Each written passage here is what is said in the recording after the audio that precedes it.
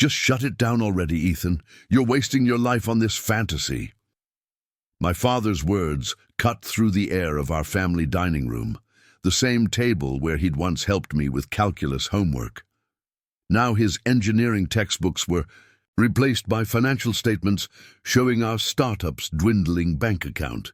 I still remember the disappointment in his eyes, how he couldn't even look at me as he pushed his chair back and walked away. That was 18 months ago. Yesterday, I signed acquisition papers with Google for $42 million. Before we jump back, tell us where you're tuning in from, and if this story touches you, make sure you're subscribed, because tomorrow I've saved something extra special for you. My name is Ethan Chen. 3 years ago, I was just another software developer at Horizon Systems, a mid-sized tech company in Seattle. I had the job most parents dream of for their kids. Stable, good benefits, decent salary. Every 2 weeks, I'd get that direct deposit, and every month, I'd put away exactly what my father had taught me to save for retirement. By 45, I'd have enough for a comfortable house in the suburbs. By 60, I could retire with a respectable nest egg. My life was planned out in neat, predictable increments, just the way Robert Chen, senior systems engineer and my father, had mapped for me. I remember sitting in my cubicle, writing code for a feature nobody wanted, for a product nobody loved. It was my second year at Horizon, and I was already feeling that familiar weight in my chest. Not quite depression, not quite anxiety, but that hollow feeling of time passing without purpose. The fluorescent lights hummed above me, casting that sickly glow that made everyone look slightly jaundiced. Devon from accounting had brought in donuts again. They sat on the break room table like sad, sugary life preservers in a sea of corporate mundanity. That's when Maya Wilson messaged me. Maya and I had been friends since college, University of Washington, computer science program. While I had taken the safe route to a corporate job, Maya had bounced between startups, never staying anywhere longer than a year. Too many ideas to waste time building someone else's dream, she always said. I admired her courage from the safety of my ergonomic office chair. Lunch, got something to show you, it's big. Her message blinked on my screen. We met at a small ramen place 2 blocks from my office. Maya was already there, laptop open, barely touching her food. The excitement in her eyes was contagious. I've been working on this algorithm for personalized content recommendation, she said, turning her screen toward me. Not the usual garbage that just feeds you more of what you already like. This actually expands your horizons while keeping you engaged.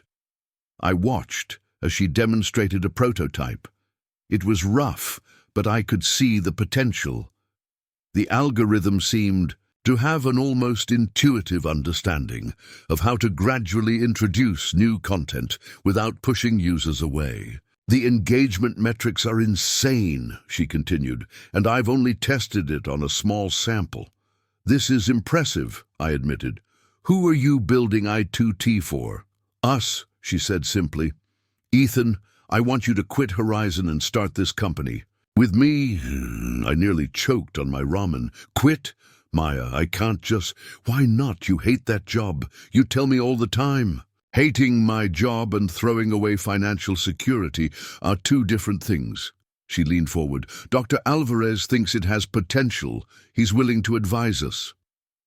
That got my attention. Dr. Patrick Alvarez had been our favorite professor, a former Google engineer who'd made enough from his stock options to teach purely for the love of it.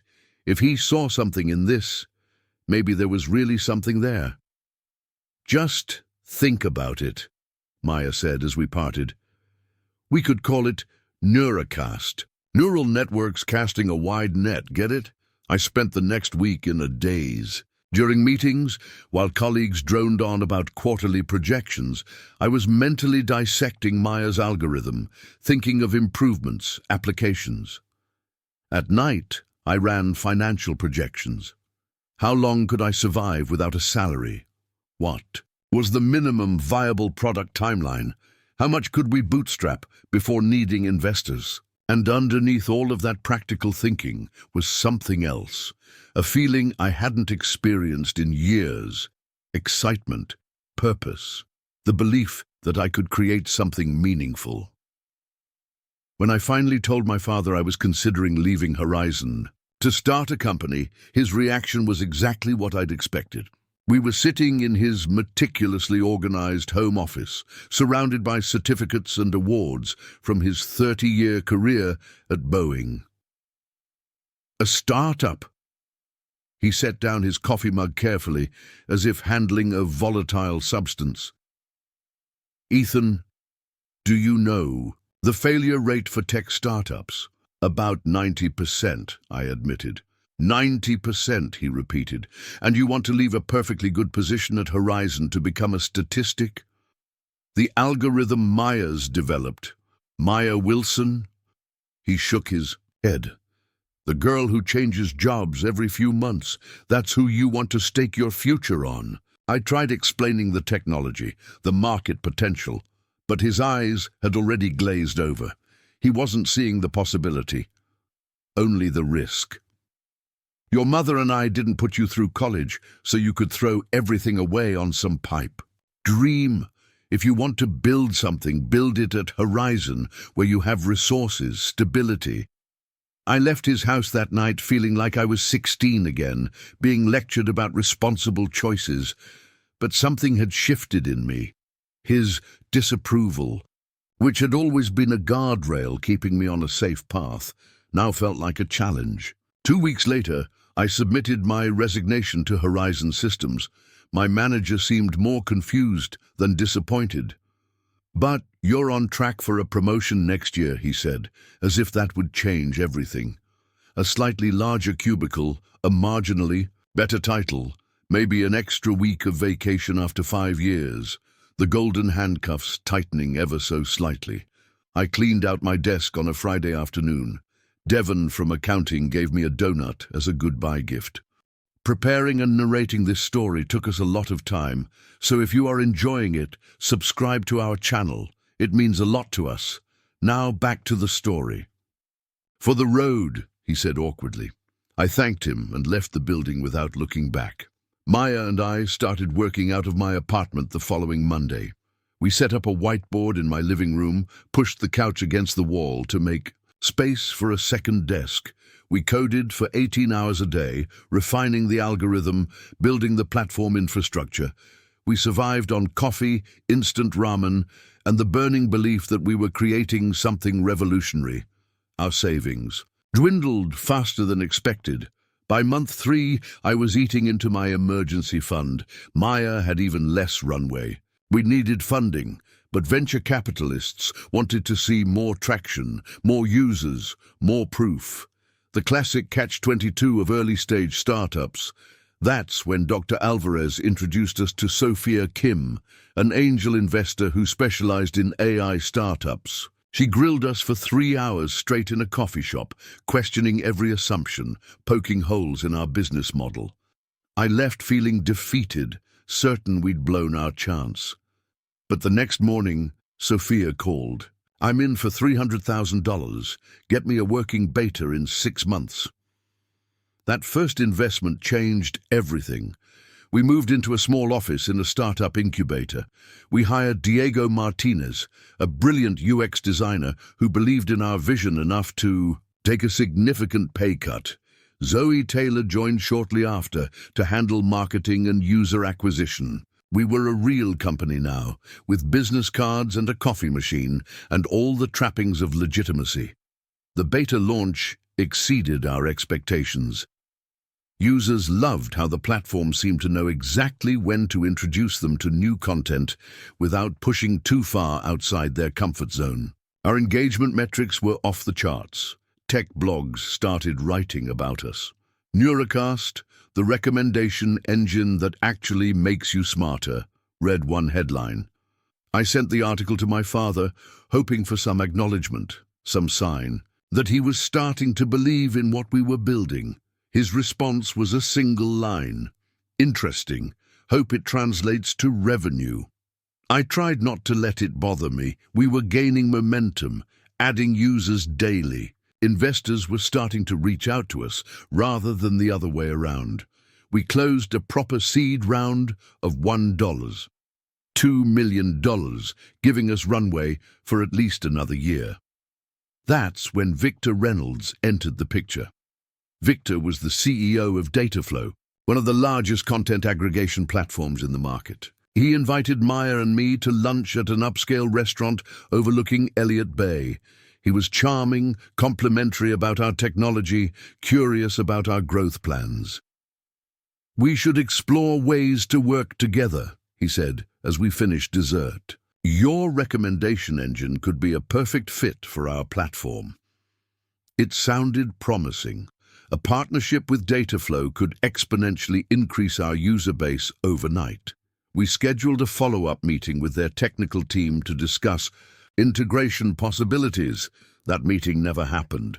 Instead, 2 weeks later, we received a cease and desist letter from Dataflow's legal department, claiming our technology infringed on a patent they'd filed 3 years earlier.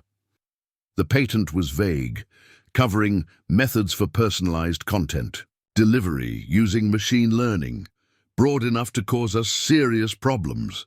"This is bullshit," Maya said, pacing our office after our emergency meeting with our lawyer.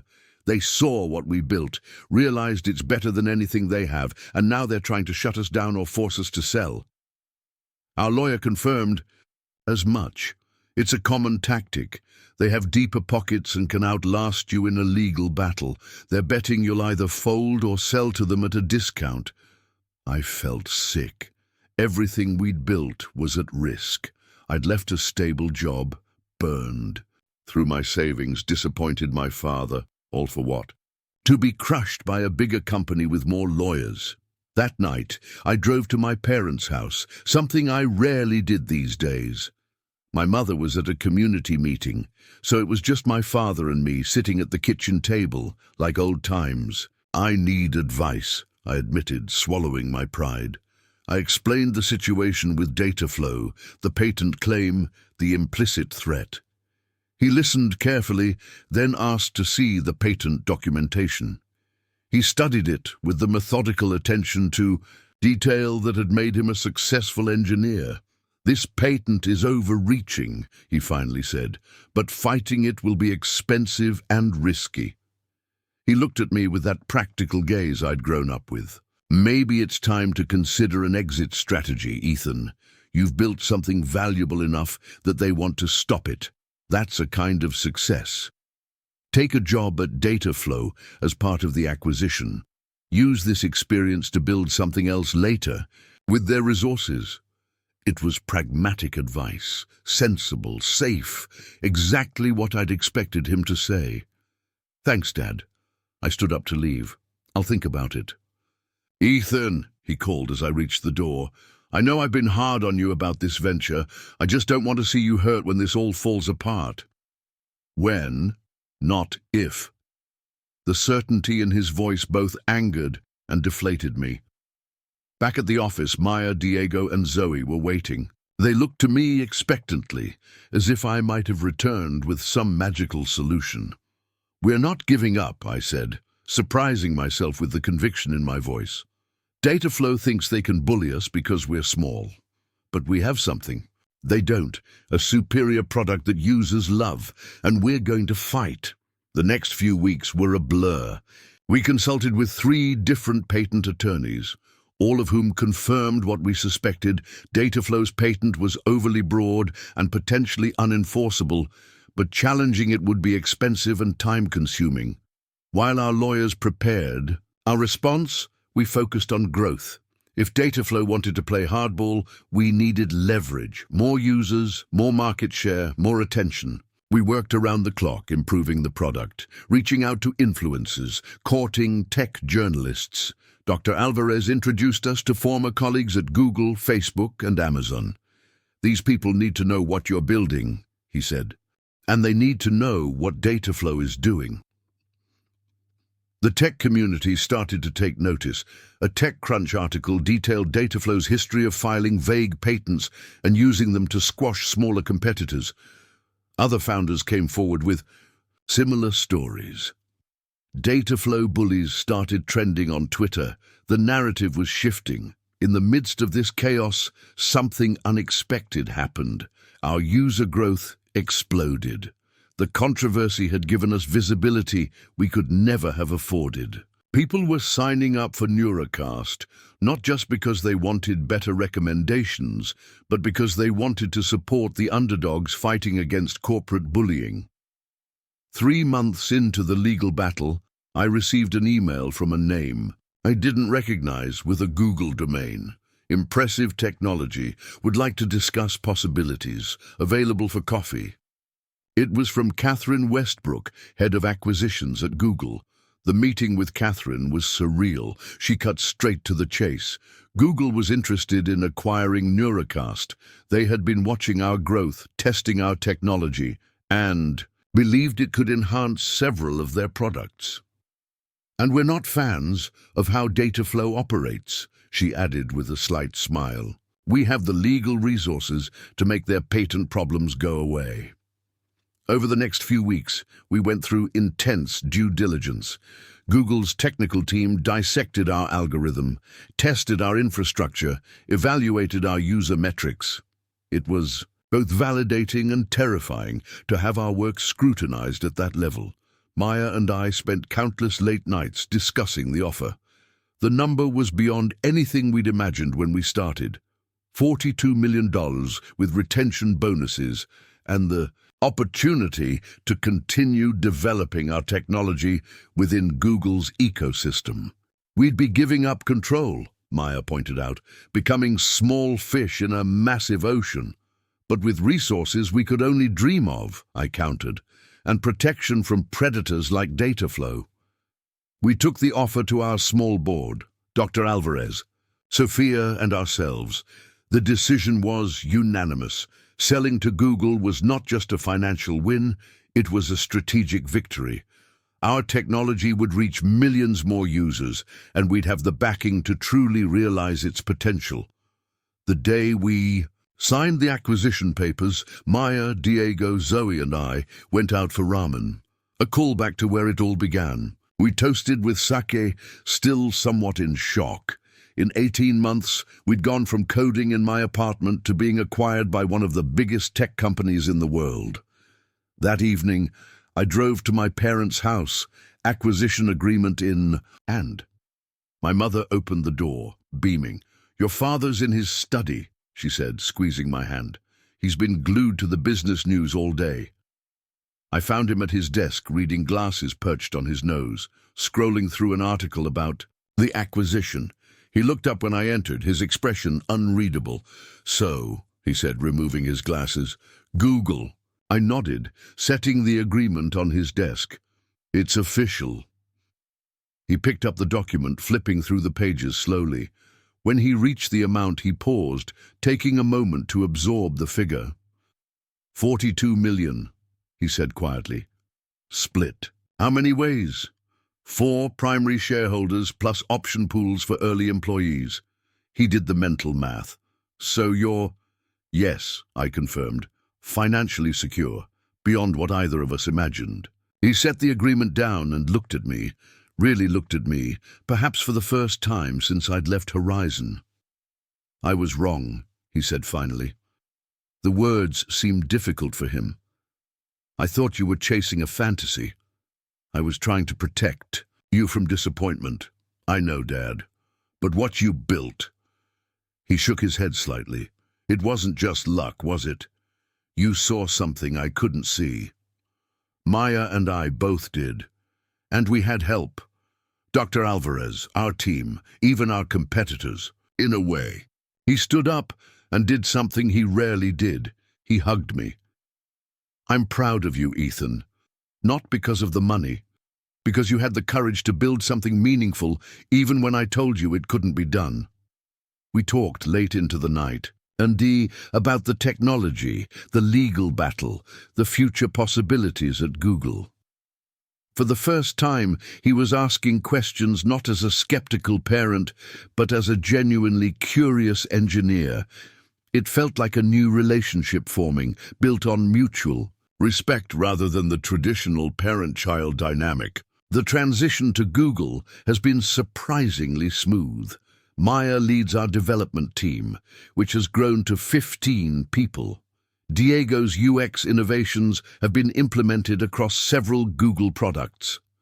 Zoe now manages user experience research for our technology integration. As for me, I have a new title, Director of Recommendation Systems. I have resources I never dreamed of, problems at a scale that constantly challenges me, and the satisfaction of seeing our technology helping millions of people discover content that genuinely enriches their lives. My father still sends me articles about Google's stock performance and suggests retirement investment strategies. Old habits die hard. But now he also sends me pieces about emerging technologies, asking for my thoughts. Last week, he visited our Google campus, and I watched with amusement as he peppered my colleagues with questions, proudly introducing himself as Ethan's dad. Sometimes I think about that moment in my cubicle at Horizon, staring at the fluorescent lights, feeling time slipping away. How close I came to letting fear keep me in that safe, predictable path. How my father's skepticism almost became my own. The truth is, both perspectives have value. My father's caution taught me to be thorough, to consider risks, to build something solid. Maya's boldness showed me that some leaps are worth taking, that safe isn't always satisfying. I needed both voices to create something that could succeed. Yesterday, my father called me about a young engineer at Boeing who has an idea for a startup. I told him I know someone at Google who might be willing to give him some advice. He said, "I hope that's okay." "Of course," I replied, smiling at how things had come full circle. "Tell him I'd be happy to buy him some ramen and hear his idea." After all, sometimes the most valuable thing isn't financial security or even creative fulfillment. It's having the courage to build something that matters, despite the voices telling you it can't be done, including sometimes the voice in your own head. The office space we rented was nothing like the polished tech campuses I'd seen in recruitment brochures. Our headquarters consisted of 2 small rooms above a Thai restaurant in downtown Seattle. The constant aroma of pad Thai and green curry wafted through our floorboards, making us perpetually hungry and occasionally lightheaded. But the rent was affordable, and in startup life, every dollar saved was a day added to our runway. Maya had taken over the larger room, converting it into our development space with 3 mismatched desks we'd found on Craigslist and a whiteboard that had clearly seen better days in some university classroom. The smaller room became our meeting space, kitchen, and occasional nap room when coding sessions stretched into the early morning. Our first week as official business owners was a harsh reality check.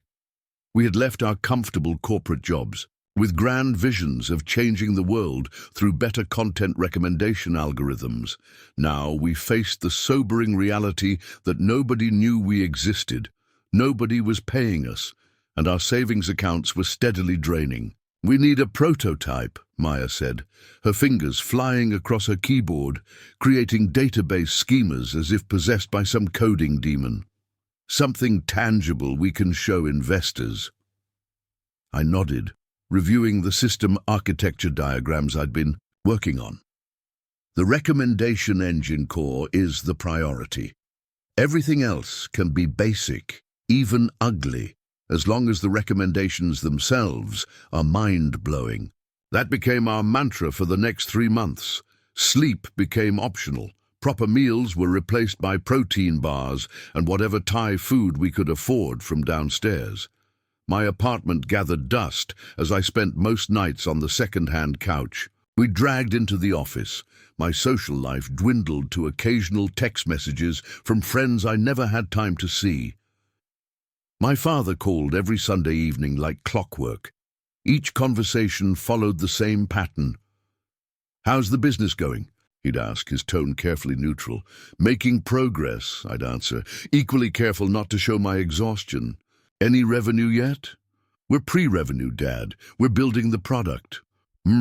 He'd say, then pivot to safer topics like his golf game or my mother's community projects. I never told him about the nights I lay awake, wondering if we'd made a catastrophic mistake. I never mentioned the increasing frequency with which I checked job listings, just to reassure myself that there was a way back if we failed. He already thought this venture was doomed. I didn't need to give him more ammunition. 4 months in, we had something resembling a working prototype. The core recommendation engine was performing surprisingly well in our internal tests. We'd built a simple web interface around it, nothing fancy, just enough to demonstrate the technology's potential. We need users, Maya said during our morning strategy session, real people using this in the wild to generate actual data. We've got no marketing budget, I reminded her, and we can't afford to spend time on a big launch when the product still needs so much work. She grinned, that mischievous expression I'd come to associate with her most brilliant ideas. We don't need a marketing budget. We need Dr. Alvarez. Our former professor had been supportive but distant since we'd started Neurocast. He'd offered advice during our initial planning phase, but had his own research projects and startup advisory roles keeping him busy. Still, he had something invaluable, access to hundreds of computer science students eager for real-world tech experience. Dr. Alvarez agreed to meet us for coffee.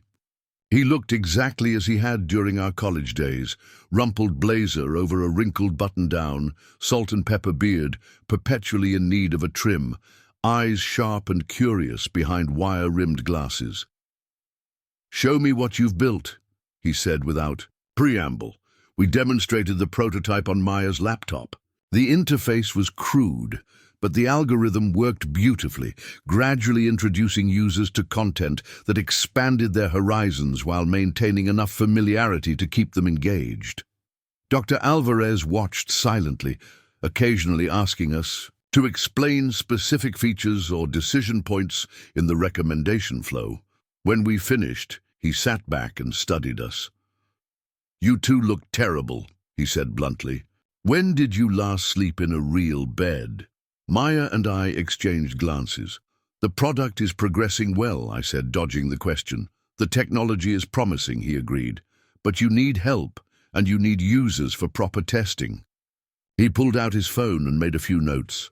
"I'm teaching advanced machine learning this semester. 60 graduate students looking for projects.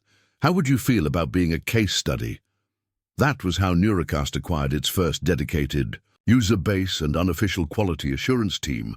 Dr. Alvarez's students were assigned to use our platform daily, providing detailed feedback and bug reports as part of their coursework. Some of the more advanced students even contributed code improvements and feature suggestions.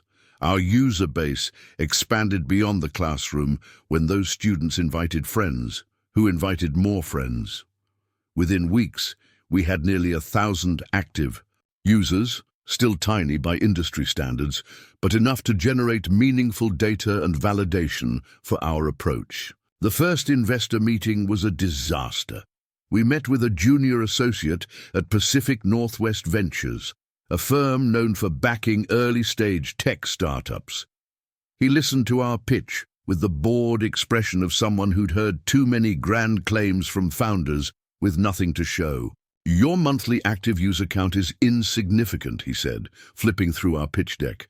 "No revenue model, no clear path to monetization, no proprietary technology that couldn't be replicated by any decent ML team. Our engagement metrics are exceptional," Maya countered, pulling up our dashboard. "Users are spending an average of 27 minutes per session, returning 3 times weekly. On a free product," he responded dismissively. "Get back to us when you have paying customers, or at least 100,000 users." We left that meeting deflated, but determined. "We need to go bigger," I said as we walked back to our office. "In the rain. We can't build this incrementally anymore." That night, I did something I'd been avoiding for months. I called my father and asked for a loan. The silence on the other end of the line was deafening.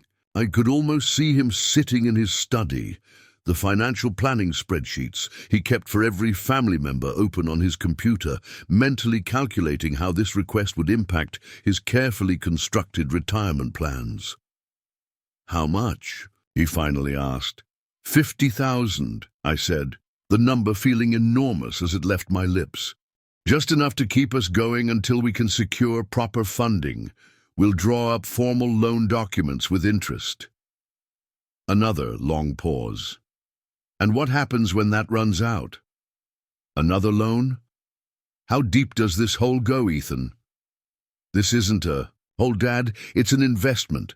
The technology works. People love using it. We just need runway to prove it at scale." "If it's so promising, why aren't professional investors jumping in?" I had no good answer for that. "We're not there yet," I admitted, "but we will be." "I've always supported your education, your career decisions," he said carefully. "But I can't fund a business that has no clear path to profitability. It would be irresponsible of me as your father." The conversation ended shortly after, with strained pleasantries and his suggestion that I consider my options carefully. I understood what he meant. Come back to the corporate world before it was too late. I didn't tell Maya about the call. Instead, I threw myself into work with renewed determination. If my own father wouldn't bet on us, we'd have to create a situation where investors had no choice but to see our value. The breakthrough came from an unexpected direction.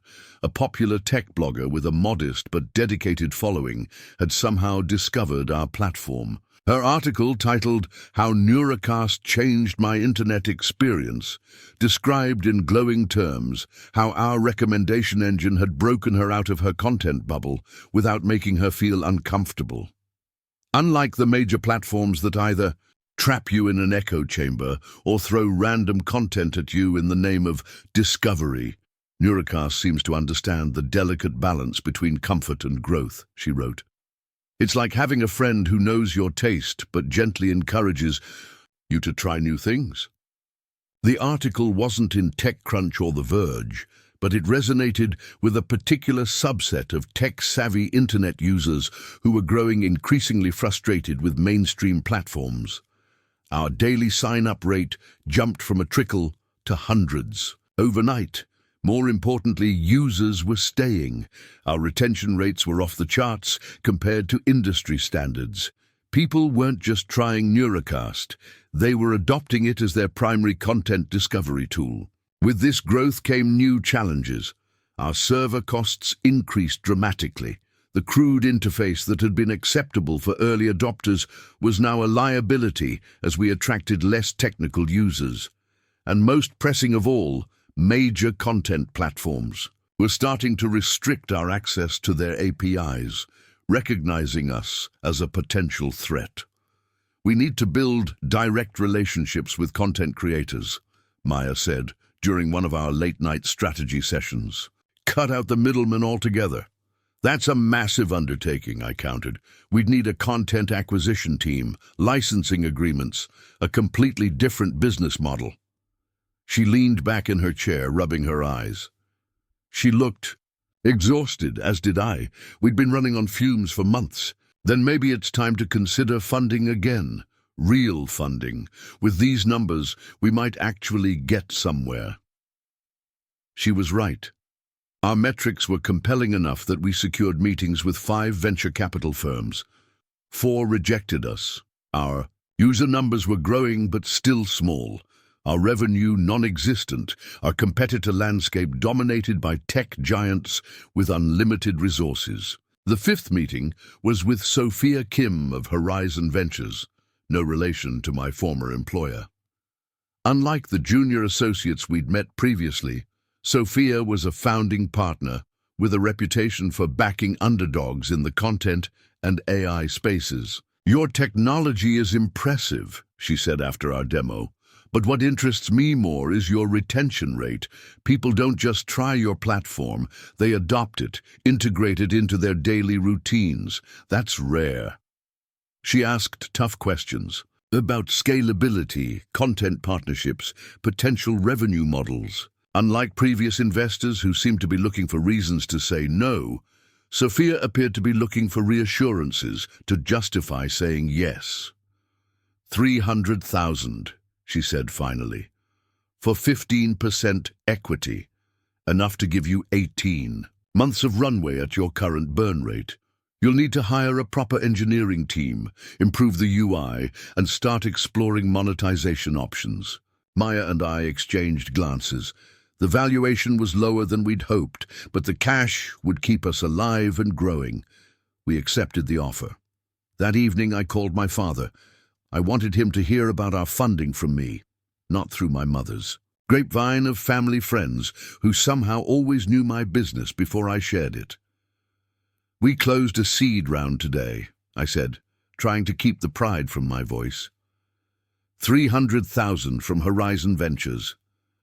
"I see," he said. I could hear him processing this information, recalibrating his assessment of our chances. And the terms: 15% equity, standard terms otherwise.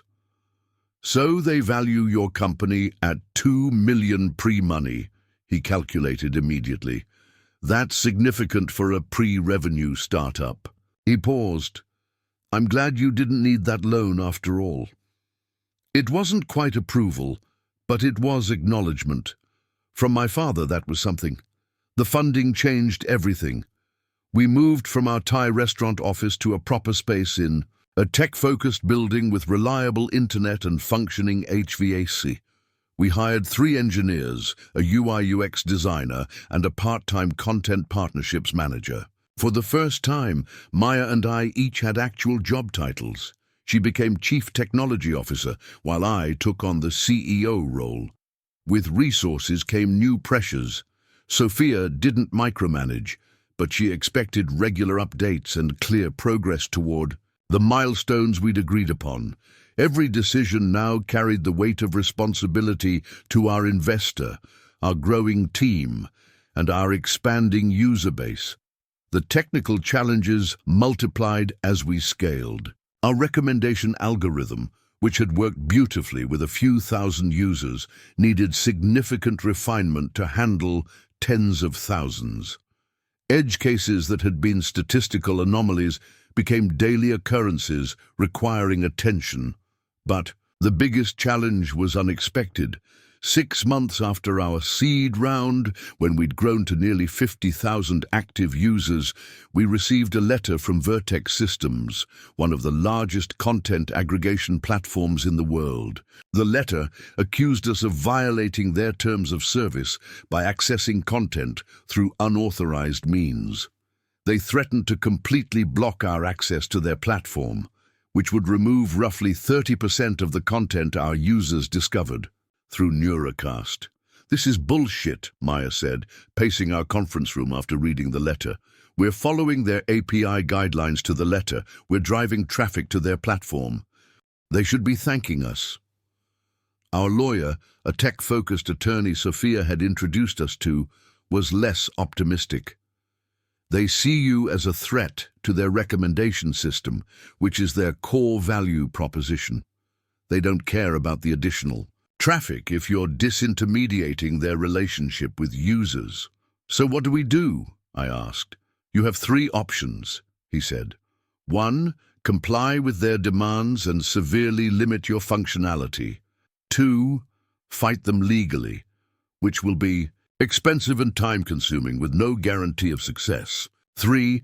Find a way to work without their content. None of those options were acceptable. If we compromised our functionality, our user experience would suffer dramatically. A legal battle would drain our limited resources, and removing Vertex content would leave a massive hole in our offering. That night I found myself driving to my parents' house, seeking advice from the most pragmatic person I knew. My father listened silently as I explained the situation, the technical details, the legal threats, the business implications. "So this larger company sees you as competition and wants to shut you down," he summarized. tale as old as time in business.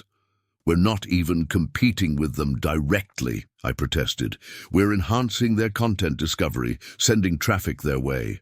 You're competing for user attention, for the primary relationship with the consumer, he corrected me. In today's economy, that's more valuable than the content itself. He leaned back in his chair, studying me. What does your investor say? Sophia wants us to try negotiating with Vertex, see if there's a partnership opportunity. Smart woman, he nodded. What's your instinct? I hesitated, surprised by the question. My father had never asked for my instinct in business matters, only for facts, figures, rational analysis. I think they're trying to either kill us or acquire us cheaply, I said finally, and I don't want either outcome. We've built something valuable, something that helps people break out of their filter bubbles and discover new ideas. That matters, especially now. My father was quiet for a moment, then did something entirely unexpected. He smiled. You know, when you left Horizon Systems, I thought you were being naive. I was wrong. You weren't just chasing some trendy startup dream. You were building something you believe in. He leaned forward. So, fight for it. How? We don't have the resources to take on Vertex. You don't fight them directly. You find leverage. He reached for a notepad and pen. What's valuable to them that you can influence? For the next hour, we brainstormed strategies. My father, the consummate corporate man, revealed a surprisingly strategic mind for startup warfare. By the time I left, I had a plan. The next morning, I called an emergency team meeting. Vertex is trying to shut us down because they see us as a threat to their content discovery dominance, I explained. But we have something they don't, demonstrably better recommendation technology and a growing base of loyal users who trust our recommendations. Maya caught on immediately. You want to approach content creators directly. Exactly. Vertex aggregates content, but they don't create it. The publishers, video producers, podcasters, they care about finding the right audience. We can show them we're better at that than Vertex. We developed a two-pronged strategy. First, we identified 20 influential content creators across different mediums who were active on the Vertex platform. We reached out with data showing how Neurocast had increased their reach to relevant audiences. Second, we accelerated development of our Content Partnership API, allowing creators to integrate directly with our recommendation engine without going through aggregator platforms. The response exceeded our expectations. Content creators, particularly those in niche areas, had long been frustrated with how major platforms buried their work in favor of clickbait and viral content. Our data-driven approach to matching content with genuinely interested users resonated strongly. Within a month, we had partnership agreements with over 50 creators, including several major publishers. More importantly, users loved the direct integration, which provided a seamless experience without the advertising and tracking that characterized the major platforms. Vertex noticed. Their legal threats continued, but now we had a fallback position. When they finally blocked our API access completely, we were ready. We transparently communicated the situation to our users, explaining that we were transitioning to direct partnerships that would ultimately provide a better experience. Remarkably, we retained over 80% of our users through this tumultuous period. Our growth slowed temporarily, but soon rebounded as word spread about our creator-friendly approach. You need to talk to Google, Sophia said during our quarterly review meeting. Their content discovery team has been watching what you're building. There might be partnership potential there. The meeting with Google's team was scheduled for their Seattle satellite office. Maya and I prepared extensively, refining our demo, practicing our pitch, anticipating questions. This wasn't just another partnership opportunity, it was potentially transformative for Neurocast. The night before the meeting, my father called. Just checking in, he said casually, though I suspected he knew about the Google meeting through my mother, who had heard from Maya's mother at their book club. Big meeting tomorrow, I admitted. Google's content team. Ah, he said, nervous. A little. It's a big opportunity. You know, he said after a moment, when you were learning to ride a bike, you were terrible at it. Kept falling, scraping. Your knees. I wanted to just put the training wheels back on, keep you safe. Your mother wouldn't let me. He needs to learn his own way, she said. I smiled at the memory. I remember that bike. Blue Schwinn. You fell 17 times before. You got it, I counted. Most kids would have given up, you didn't. He cleared his throat. You've always been stubborn that way. Used to drive me crazy. Now I think maybe it's your greatest strength. Coming from my father, this was the equivalent of an emotional outpouring. Thanks, Dad. Don't stay up too late preparing, he advised, back to his practical self. You think better with proper sleep. The Google meeting went well. Better than well. Their team was impressed by our technology, our user engagement metrics, and particularly our direct creator partnerships. They saw potential for integration with several Google properties, including YouTube's recommendation system. We should continue this conversation, their lead product manager said as the meeting concluded. There are multiple ways we could work together. Walking out of their office, Maya turned to me with a grin. Did that just happen? Did Google actually suggest they might want our technology? For their recommendation systems, I confirmed, still processing it myself. This could be huge. Or they could just be looking to copy what we're building, she cautioned, ever the pragmatist. Either way, it validates what we've created, I said, and gives us options. Those options expanded rapidly in the following weeks. News of our Google meeting somehow leaked to the tech industry grapevine. Suddenly, Neuracast was on the radar of every major content platform. We received meeting requests from Facebook, Twitter, even Vertex, who had abruptly changed their tune from legal threats to partnership opportunities. Sophia advised caution.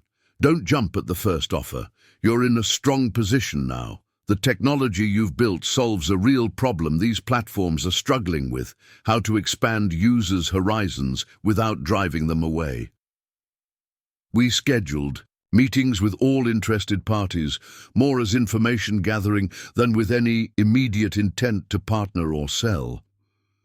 Each meeting revealed more about how the major platforms saw the future of content discovery and confirmed that Neuracast was ahead of the curve. The most surprising call came from Amazon. Their head of content strategy wanted to discuss not just partnership, but potential acquisition. Your recommendation technology would be valuable across multiple Amazon properties, she explained. Prime, Video, Kindle, Audible, all could benefit from your approach. Acquisition talks are like riding a roller coaster in the dark.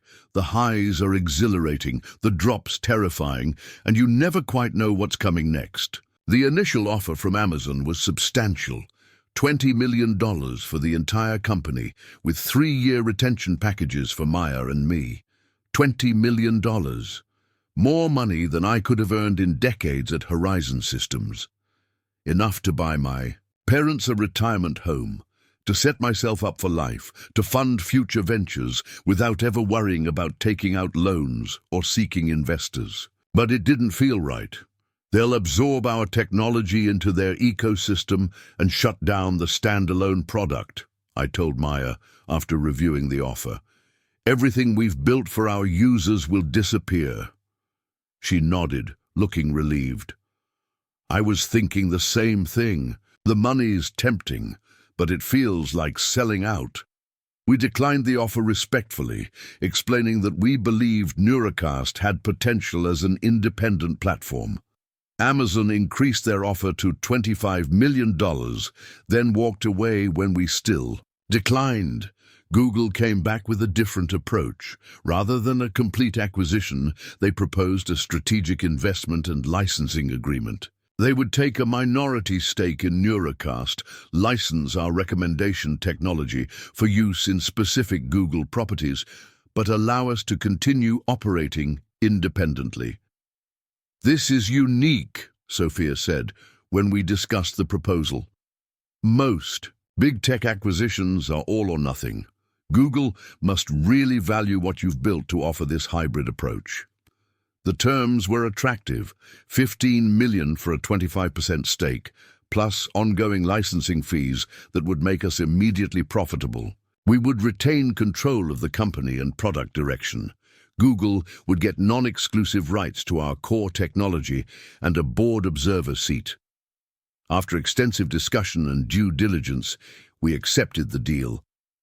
The agreement was signed on a Thursday afternoon in our office, with Sophia, our legal team, and Google's representatives gathered around our conference table.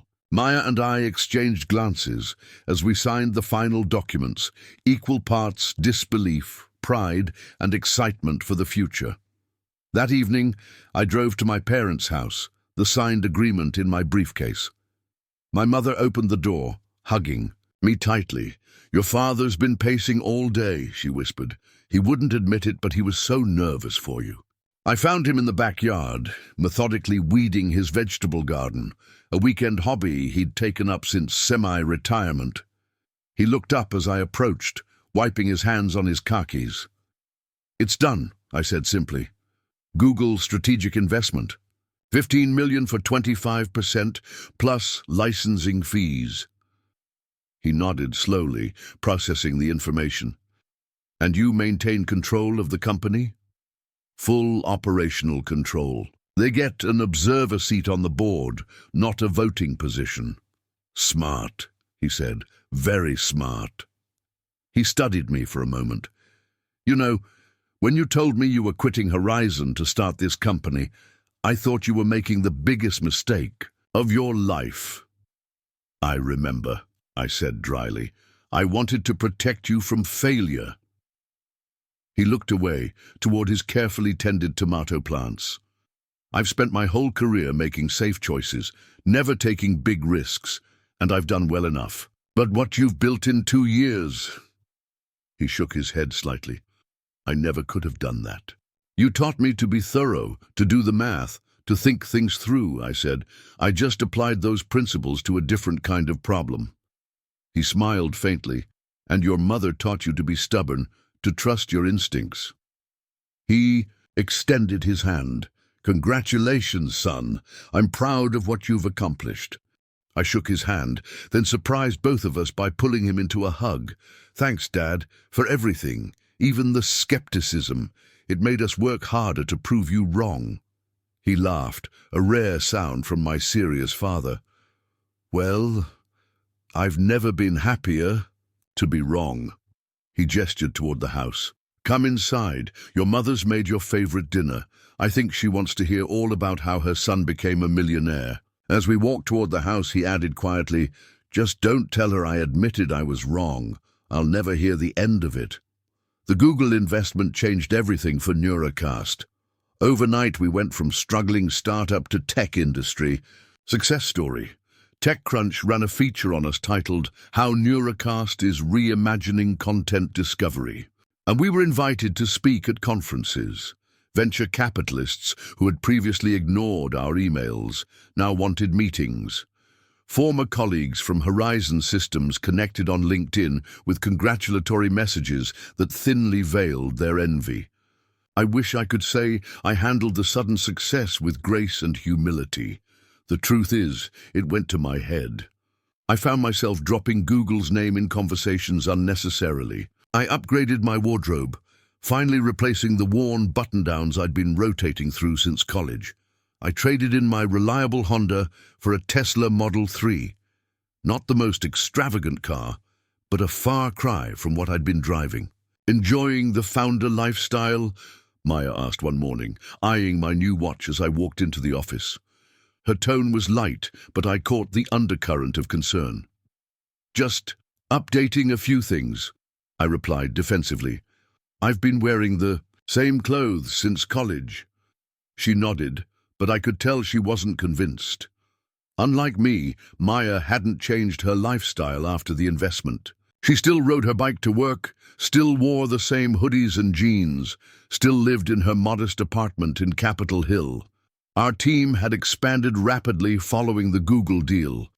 We'd moved to a larger office in South Lake Union, hired 15 new employees, and established a proper organizational structure. Maya led the engineering team, while I focused on business development, investor relations, and strategic partnerships. Our original team, Diego, Zoe, and the others who had joined us early, formed the core leadership group. 3 months after the Google investment, we faced our first significant challenge as a newly funded company. Our user growth was plateauing. We'd crossed the 100,000 user mark, which had once seemed an impossible dream, but the exponential growth we'd experienced earlier had slowed considerably. "It's the natural S-curve," explained our newly hired head of analytics during a leadership meeting. "Early adopters and tech enthusiasts have found us, but we're struggling to break into the mainstream user base. We need to simplify the onboarding," Diego suggested. "My mother still can't figure out how to use Neurocast, and she's reasonably tech-savvy for her generation. Or we pivot to a B2B model," countered our business development lead. "License our technology to existing platforms rather than trying to build our own audience." I glanced at Maya, who had been uncharacteristically quiet during the discussion. "What do you think?" She looked up from her laptop. "I think we're in danger of losing sight of why we built Neurocast in the first place." She turned her screen around, showing a scatterplot of user data. "Look at our core users, the ones who use the platform daily. They're not just tech enthusiasts. They're people who genuinely value diverse content. Journalists, researchers, educators, curious minds. We built this to help people break out of echo chambers, not to maximize engagement metrics at any cost." Her words hit home. In the rush of scaling the company, I'd become increasingly focused on growth numbers and partnership opportunities, losing sight of our original mission. It was a sobering realization. "Maya's right," I said finally. "We need to stay true to our core value proposition. Let's refocus on what makes Neurocast unique. Genuine content discovery that expands horizons rather than reinforcing biases." We developed a new strategy centered on depth rather than breadth. Instead of chasing rapid user growth at any cost, we focused on serving our core audience exceptionally well. We improved our recommendation algorithms, expanded our content, partnerships with quality publishers, and refined our user experience based on direct feedback from our most engaged users. The approach paid off in unexpected ways. While our total user growth remained modest by Silicon Valley standards, our engagement metrics soared. Users spent more time on the platform, explored more diverse content, and most importantly, became vocal advocates for Neurocast in their professional communities. 6 months after the Google investment, we were invited to present at Tech Forward, a prestigious conference focused on the future of digital media. It was our first major industry event, and the pressure was immense. I spent weeks refining our presentation, working with our design team on visuals, rehearsing my delivery until I could recite it in my sleep. The night before my flight to San Francisco, I had dinner with my parents. My father, who had been following our progress with newfound interest, had specific questions about our conference strategy. "Who else is presenting?" he asked, cutting his steak with surgical precision. "Executives from Facebook, Twitter, and TikTok," I replied, "plus some emerging AI companies working in the content space." He nodded thoughtfully. "Competitors, then?" "Potential partners, I hope." My father set down his knife and fork. "Ethan, I want to share something I learned over 30 years at Boeing. When you're the smaller player in the room, you have 2 options. Try to blend in with the big companies or stand out completely. And you recommend standing out? Always. The big companies will do what they always do, talk about incremental improvements, quarterly results, cautious innovation. You have the opportunity to present a genuine alternative vision. His advice resonated with me. Instead of trying to mimic the polished corporate presentations of the tech giants, we decided to take a different approach. Our presentation would be honest about the problems with current content discovery systems, transparent about our own challenges, and bold in presenting Neurocast's vision for a healthier information ecosystem. The Tech Forward conference was held at the Moscone Center, a massive complex that made our entire company feel tiny by comparison. Tech industry luminaries milled about, sporting lanyards from companies whose products I used daily. I felt like an imposter in a sea of legitimate innovators. Our presentation was scheduled for the second day, in one of the smaller breakout rooms rather than the main stage. As I set up my laptop, I noticed the room was filling quickly, a good sign but also intensifying my nerves. "Ready?"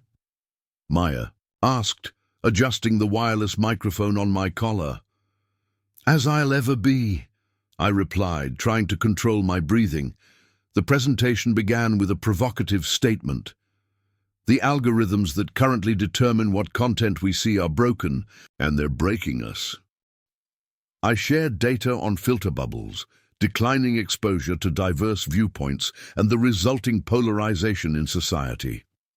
Rather than positioning Neurocast as a miracle solution, I framed it as an early attempt to address these fundamental problems. During the demonstration portion, we showed real user journeys through our platform, how people who began with narrow interests gradually explored more diverse content without being pushed too far outside their comfort zones. We were transparent about our challenges and limitations while emphasizing the promising results from our approach. The Q&A session that followed was intense. Tech journalists asked pointed questions about privacy implications, content moderation, policies, and our business model. Competitors tried to poke holes in our technical approach. Through it all, Maya and I answered honestly, acknowledging areas where we were still figuring things out while standing firm on our core principles. As we wrapped up, a woman approached the stage. Her badge identified her as Catherine Westbrook, head of content strategy at Google. "Interesting presentation," she said. "Most startups in your position would be making grandiose claims and hiding their limitations. Your transparency is refreshing." "We're still figuring a lot of things out," I admitted. "Everyone is," she replied with a wry smile. "The difference is most won't admit it." She handed me her card. "Let's talk more when you're back in Seattle. I have some ideas about how we might deepen our partnership." The conference proved to be a turning point for Neurocast. Tech publications covered our presentation, positioning us as the anti-echo chamber platform. Our user growth, which had plateaued earlier, began to accelerate again, this time driven by word of mouth from exactly the type of thoughtful users we hoped to attract. When I returned to Seattle, Catherine made good on her promise. We met at Google's Seattle office, where she introduced me to colleagues from various teams, interested in our approach to content recommendation. "Your algorithm is doing something our teams have been trying to crack for years," explained a Google AI researcher, "expanding user horizons without triggering the rejection response that causes people to abandon platforms." The meeting led to an expanded technical partnership.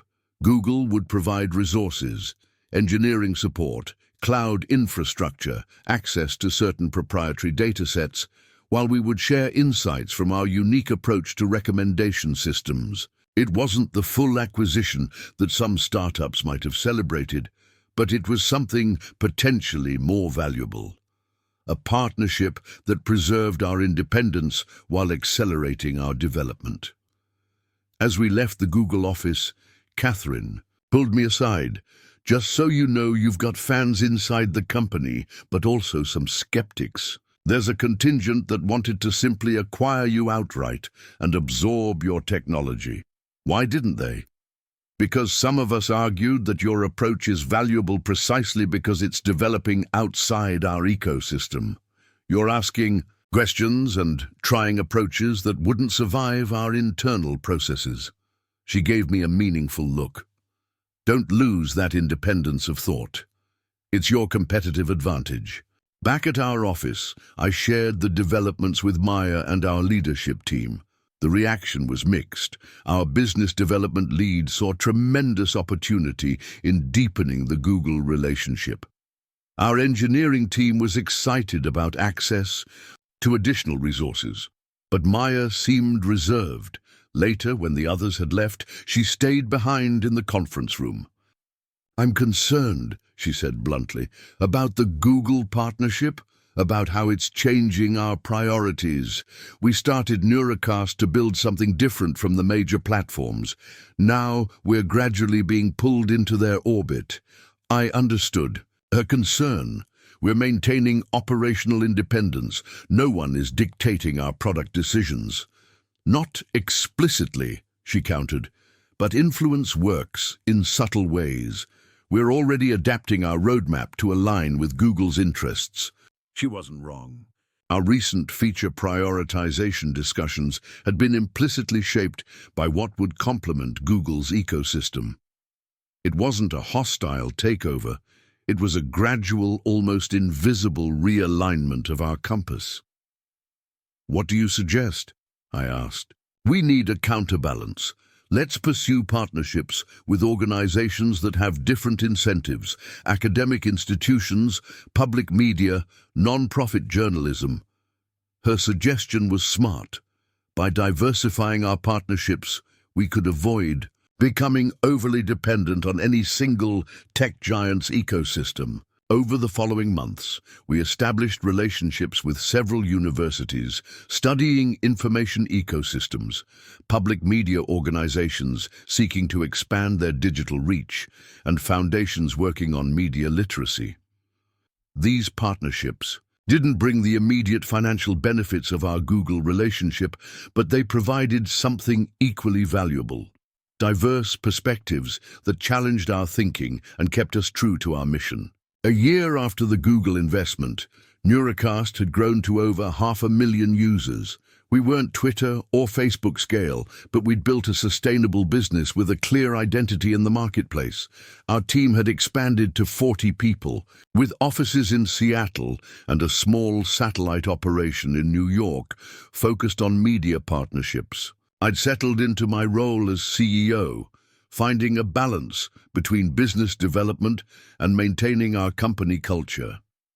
The early days of imposter syndrome had faded, replaced by a quiet confidence in our direction. I'd also found personal equilibrium, shedding some of the superficial status symbols I'd acquired during my brief post-funding identity crisis. Then came the email that would change everything again. The subject line was simple: potential acquisition discussion. The sender was Jack Montgomery, Chief Strategy Officer at Google. My hands trembled slightly as I read the message. Google was interested in acquiring Neuracast outright, not just our technology, but the entire company, team, and product. They wanted to integrate our recommendation approach across their content platforms, while maintaining Neuracast as a standalone brand under their umbrella. I forwarded the email to Maya, our board members, and our legal counsel, adding only, "We should discuss this ASAP." The emergency board meeting convened the next day in our conference room. Sophia Kim joined by video from San Francisco, while Dr. Alvarez arrived in person, looking thoughtful as always. Our lawyers presented a preliminary analysis of what an acquisition might entail, while our CFO sketched potential financial scenarios on the whiteboard. "They haven't made a formal offer yet," I emphasized. "This is exploratory." "But they wouldn't reach out unless they were serious," Sophia noted. "And given their existing investment, they have insight into your operations and financials that gives them an advantage in valuation discussions." "What's your instinct, Ethan?" Dr. Alvarez asked, cutting through the speculation. I hesitated, aware that my answer would set the tone for our approach. Honestly, I'm torn. The resources and reach Google could provide would help us achieve our mission at a scale we couldn't reach independently. But I'm concerned about what happens to our vision once we're inside a much larger organization with different incentives. Maya spoke up for the first time. I built this algorithm because I believed people deserve better than the engagement-maximizing recommendation systems that dominate today. If Google genuinely wants to adopt that philosophy, that's powerful. If they just want our technology to make incremental improvements to their existing systems. She left the sentence unfinished. This isn't a decision we need to make today. Sophia reminded us, the next step is simply to have the conversation and understand what they're proposing. We agreed to schedule an initial discussion with Google's acquisition team. In the meantime, we would prepare by clarifying our own priorities and boundaries, what we would and wouldn't compromise on in an acquisition scenario. That evening, I found myself driving to my parents' house again, seeking my father's perspective. He'd become an unexpected sounding board during major inflection points in our journey, his corporate experience providing a useful counterpoint to the startup mentality that surrounded me daily. My mother greeted me at the door with a knowing, "Look, he's in his study," she said. "I'll bring you both some coffee." My father was reviewing financial documents when I entered, his retirement portfolio by the looks of it. He set them aside immediately, giving me his full attention. "Google wants to acquire us," I said without preamble. "Fully this time, not just an investment." He nodded slowly, absorbing the information. "And how do you feel about that?" "Conflicted," I admitted. "It validates everything we've built, and it would give us resources to implement our vision at global scale. But we'd lose independence, and possibly the spirit that's made Neuracast what it is." He was quiet for a moment, considering. When Boeing acquired my division at McDonnell Douglas, I had similar concerns. We had a particular engineering culture, approaches that had served us well. I feared those would be lost. Were they? Some were, he acknowledged, but others scaled in ways we couldn't have achieved independently, and some of our approaches actually influenced Boeing's practices more broadly. He leaned forward. "The key is understanding what's truly core to your identity, what you won't compromise on, and ensuring those elements are protected in any agreement." How do we do that? Contractually, of course, but more importantly, by being absolutely clear with yourselves and with Google about what makes Neuracast special. If they value you enough to acquire you, they should value those elements too. My mother arrived with coffee, setting the mugs on his desk. "Is this about Google wanting to buy Ethan's company?" she asked casually. I looked at her in surprise. "How did you—" "Catherine Westbrook's mother is in my garden club," she explained with a slight smile. "Tech executives gossip through their parents too, apparently." Over the next 2 weeks, we prepared meticulously for the acquisition discussion. We clarified our non-negotiables, maintaining our approach to recommendation that prioritized user growth over engagement maximization, preserving key aspects of our company culture, and ensuring our team would have meaningful influence within Google's larger structure. The initial meeting took place at Google's headquarters in Mountain View. Maya and I, along with Sophia and our legal counsel, were escorted through the famous campus with its colorful bikes, outdoor meeting spaces, and well-stocked micro-kitchens. It was impressive, but also somewhat intimidating, a physical manifestation of the behemoth we were considering joining. Jack Montgomery greeted us warmly in a conference room overlooking the campus greenery. He was flanked by Catherine Westbrook, whom we already knew, and several executives from Google's content, AI, and business development teams. "We've been watching Neuracast's development with great interest," Jack began. "Your approach to recommendation is genuinely different from what we and other major platforms have built. We believe it represents an important direction for the future of content discovery. The discussion that followed was detailed and wide-ranging. They outlined their vision for integrating Neurocast's technology across Google's content platforms while maintaining it as a distinct brand. They asked thoughtful questions about our technology architecture, team structure, and product roadmap. When the topic turned to acquisition terms, Jack was direct. We're prepared to offer $150 million for Neurocast, with additional retention, packages for key team members. He laid out the structure: cash payment for the company, stock grants for the team, earn-out potential based on integration milestones. The number was staggering, far beyond what we had dared to hope for. It reflected not just our current value, but Google's assessment of our future potential. Around the table, I could see the impact of the figure registering with my colleagues. Sophia maintained her poker face, but our lawyer's eyebrows had shot up momentarily before he regained composure. "We appreciate the offer," I said carefully, "but valuation is only part of the equation for us. We'd need to understand how Neurocast's core philosophy would be preserved within Google." Catherine leaned forward. "That's precisely why we're interested in acquiring you, rather than just licensing your technology.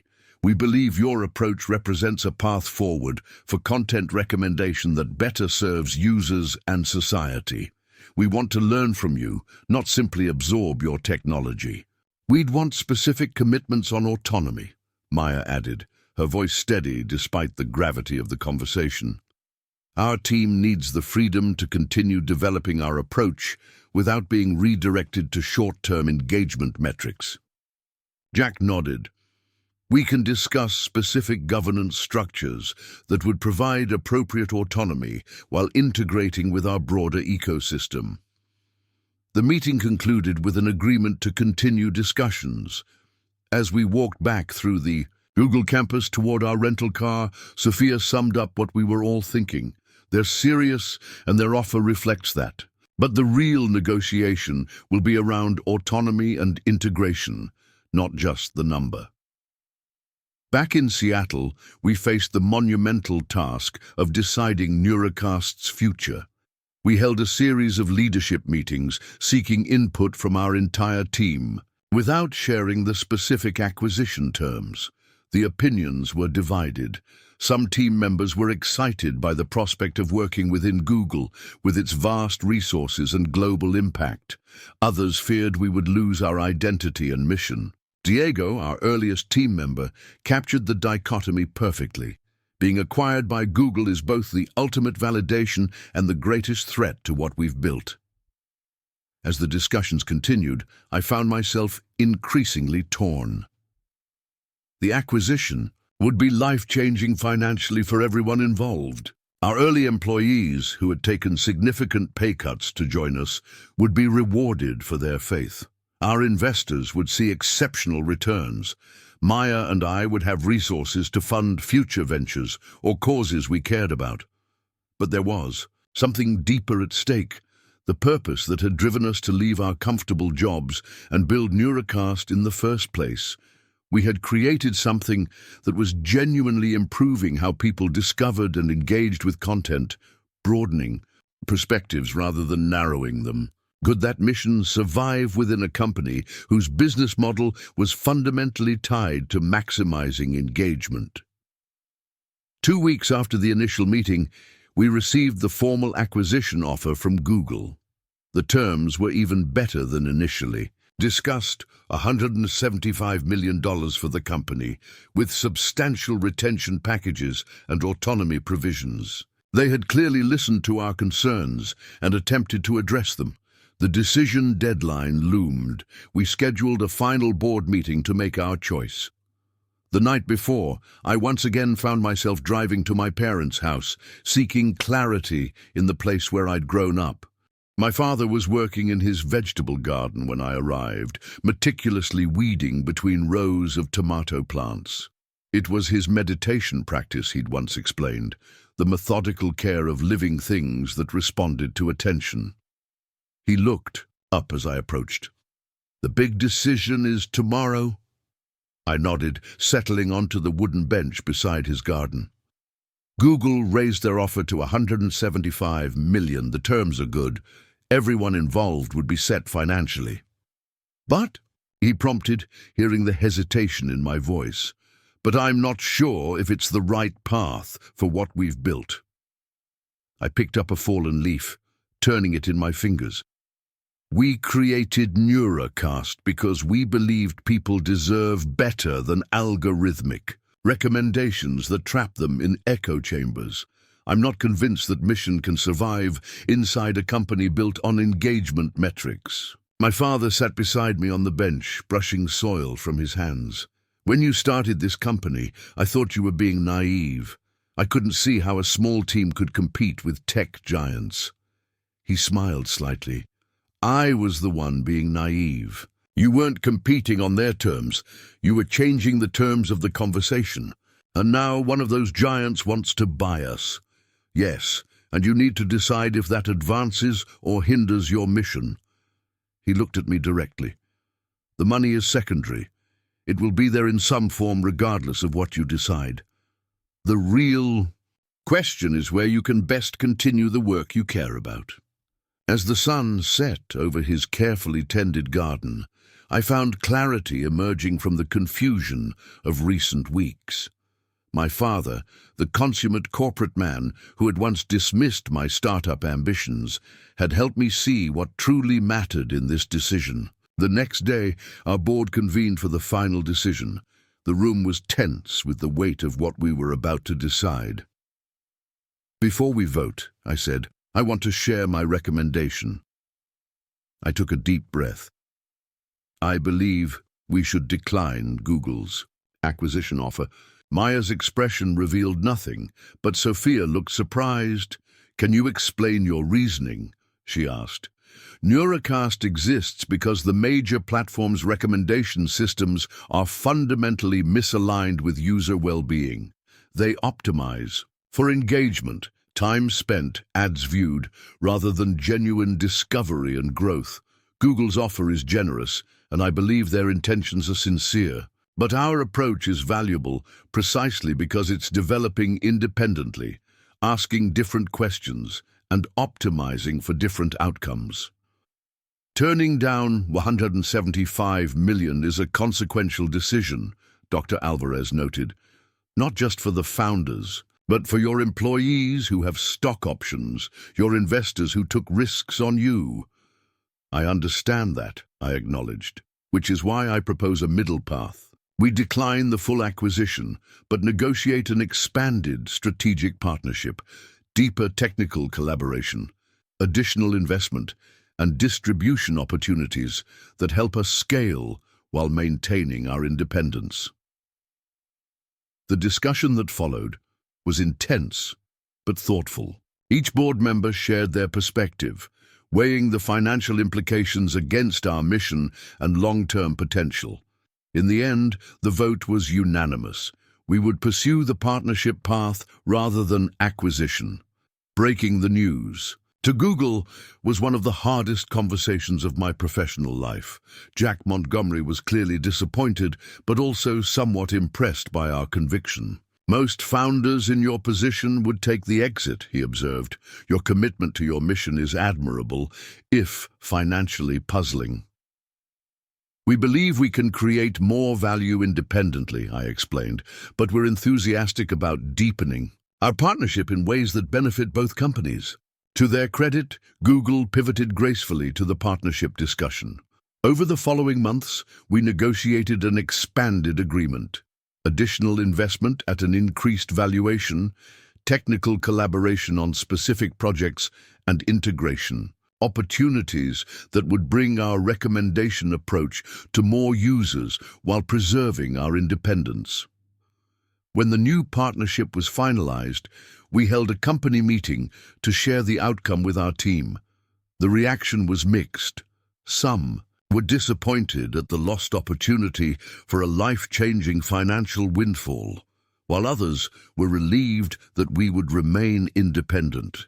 I know some of you may be questioning this decision, I acknowledged. Turning down an acquisition of this magnitude is unusual.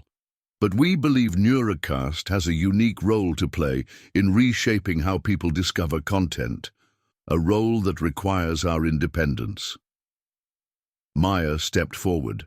Google remains an important partner, and this expanded relationship will help us reach more users while continuing to develop our approach on our own terms. We're not saying never to acquisition. We're saying not yet, not until we've fully realized what we're building. Later that evening, as the office emptied, Maya and I sat in the conference room, processing the momentous decision we'd made. "Do you think we'll regret this?" I asked quietly. She considered the question seriously. "I think we would have regretted the alternative more. We started Neurocast because we believed in a different approach to content discovery. That vision hasn't been fully realized yet." I nodded, feeling a complex mix of emotions. Pride in our conviction, lingering doubt about the path not taken, but mostly a renewed sense of purpose. My father once told me that the biggest professional regrets come not from failure, but from abandoning what you truly care about for security or status. "Smart man, your father," Maya said with a smile.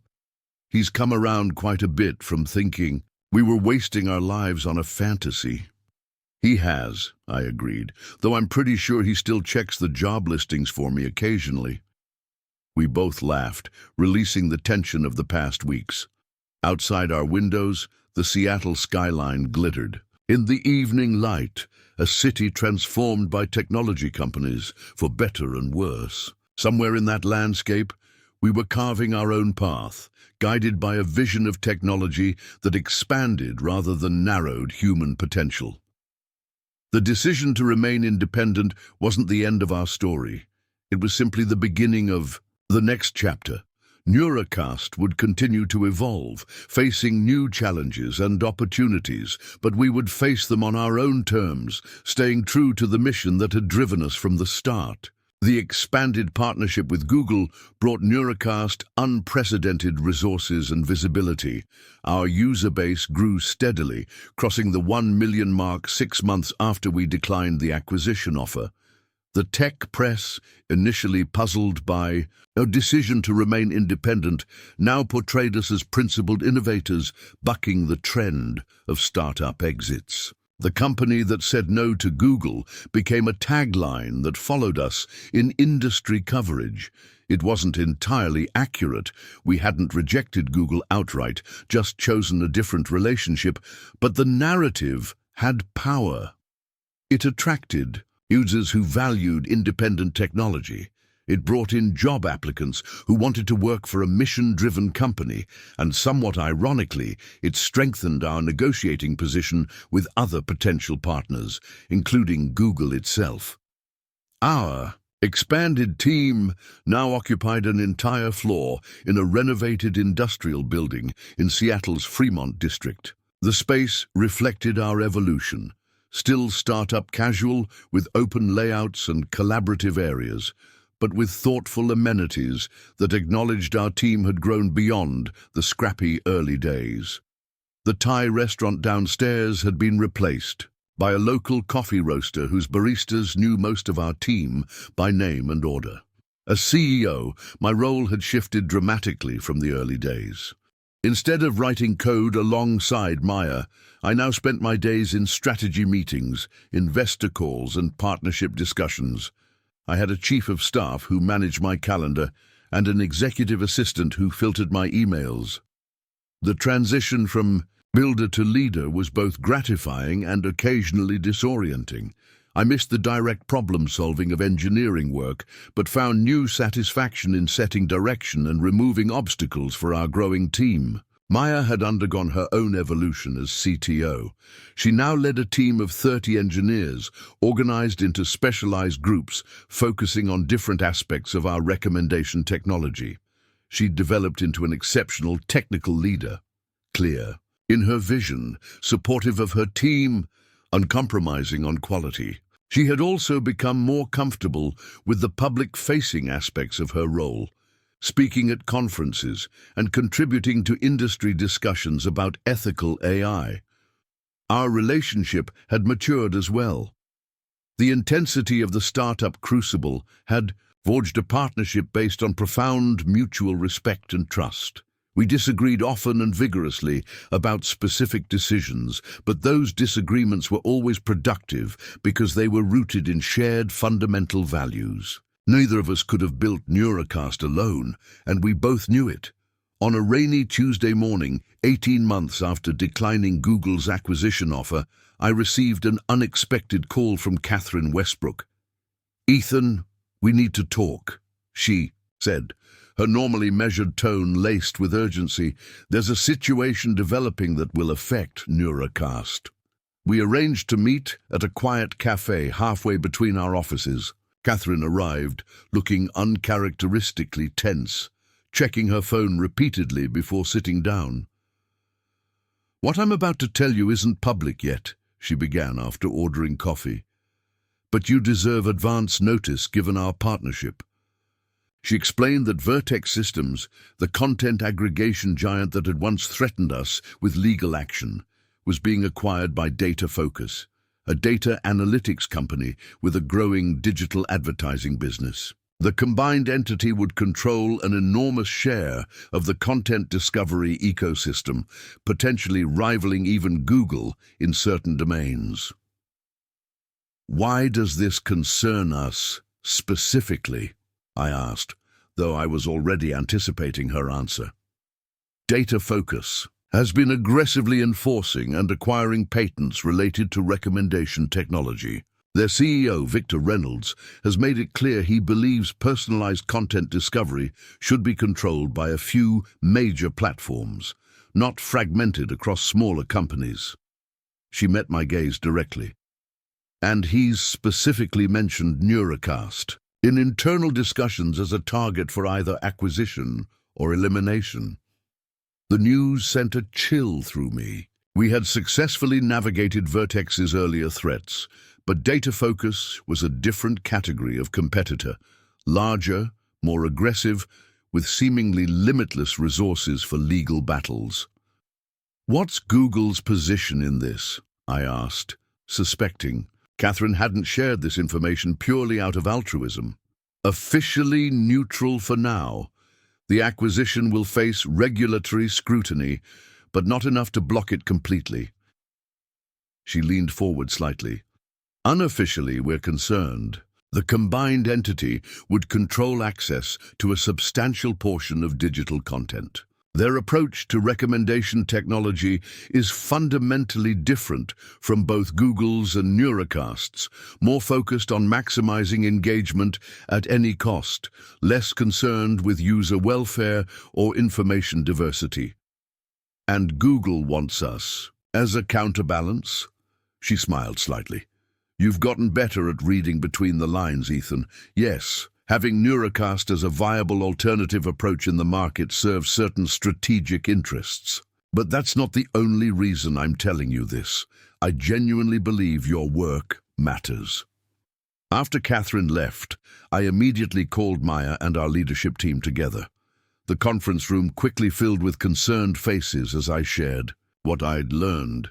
"So we're about to be caught in a battle between tech giants," our legal counsel summarized. "Wonderful." "We should take the threat seriously," Maya said. "Data Focus has a history of using patent litigation to hamstring smaller competitors. They've been particularly aggressive with recommendation technology. Our head of business development saw potential opportunity.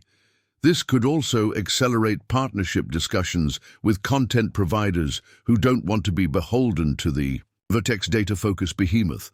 Publishers, video platforms, podcast networks, they'll all be looking for alternatives." The discussion continued for hours as we assessed threats and opportunities, developed contingency plans, and outlined a strategy for navigating the changing landscape. By the time we adjourned, it was late evening, rain still falling steadily outside our windows. I found myself driving once again to my parents' house, seeking the perspective that had proven valuable at previous inflection points. My father was surprised to see me so late, but welcomed me into his study with a glass of scotch, a rare indulgence he reserved for significant conversations. Catherine Westbrook warned me that Data Focus is acquiring Vertex, I explained. Their CEO apparently sees Neurocast as a target for acquisition or elimination. My father considered this, swirling his scotch thoughtfully. Elimination through what means? Patent litigation? That would be my guess. They've done it before, with smaller companies. What's your patent position? Decent but not ironclad. We have patents on our core technology, but recommendation systems exist in a complex legal landscape with overlapping claims. He nodded, understanding the implicit vulnerability. And I assume acquisition isn't your preferred outcome, given your previous decision with Google? Not by Data Focus, certainly. Their approach to content recommendation runs counter to everything we stand for. They optimize purely for engagement, keeping users scrolling, clicking, watching ads, regardless of the content quality or impact. So you need to survive as an independent entity until the threat passes. He set down his glass. What are your options? We discussed various scenarios. Accelerating partnerships with content providers, strengthening our legal position, exploring potential defensive alliances with other companies concerned about the Vertex Data Focus combination. My father listened, attentively, asking occasional questions that helped clarify my thinking. This may sound strange coming from me, he said as our conversation wound down, but don't make decisions out of fear. When I advised caution in your early days, it was because I didn't understand what you were building. Now I do. The easy path would be to sell to a friendly acquirer before Data Focus can become a threat. The harder path, staying independent, fighting if necessary, might be the right one if you truly believe in Neurocast's mission. I smiled, recognizing how far we'd both come from the days when he'd dismissed my startup as a fantasy. Thanks, Dad. That actually helps a lot. Good, he replied with a slight smile. Now go home and get some sleep. Strategic decisions are best made with a clear head. The following weeks were intense as we prepared for the coming storm. Our legal team worked with patent attorneys to assess our vulnerabilities and strengthen our position. Our business development group accelerated partnership discussions with content providers concerned about the Vertex Data Focus combination. Our engineering team documented every aspect of our development process, creating an audit trail to demonstrate independent invention if needed.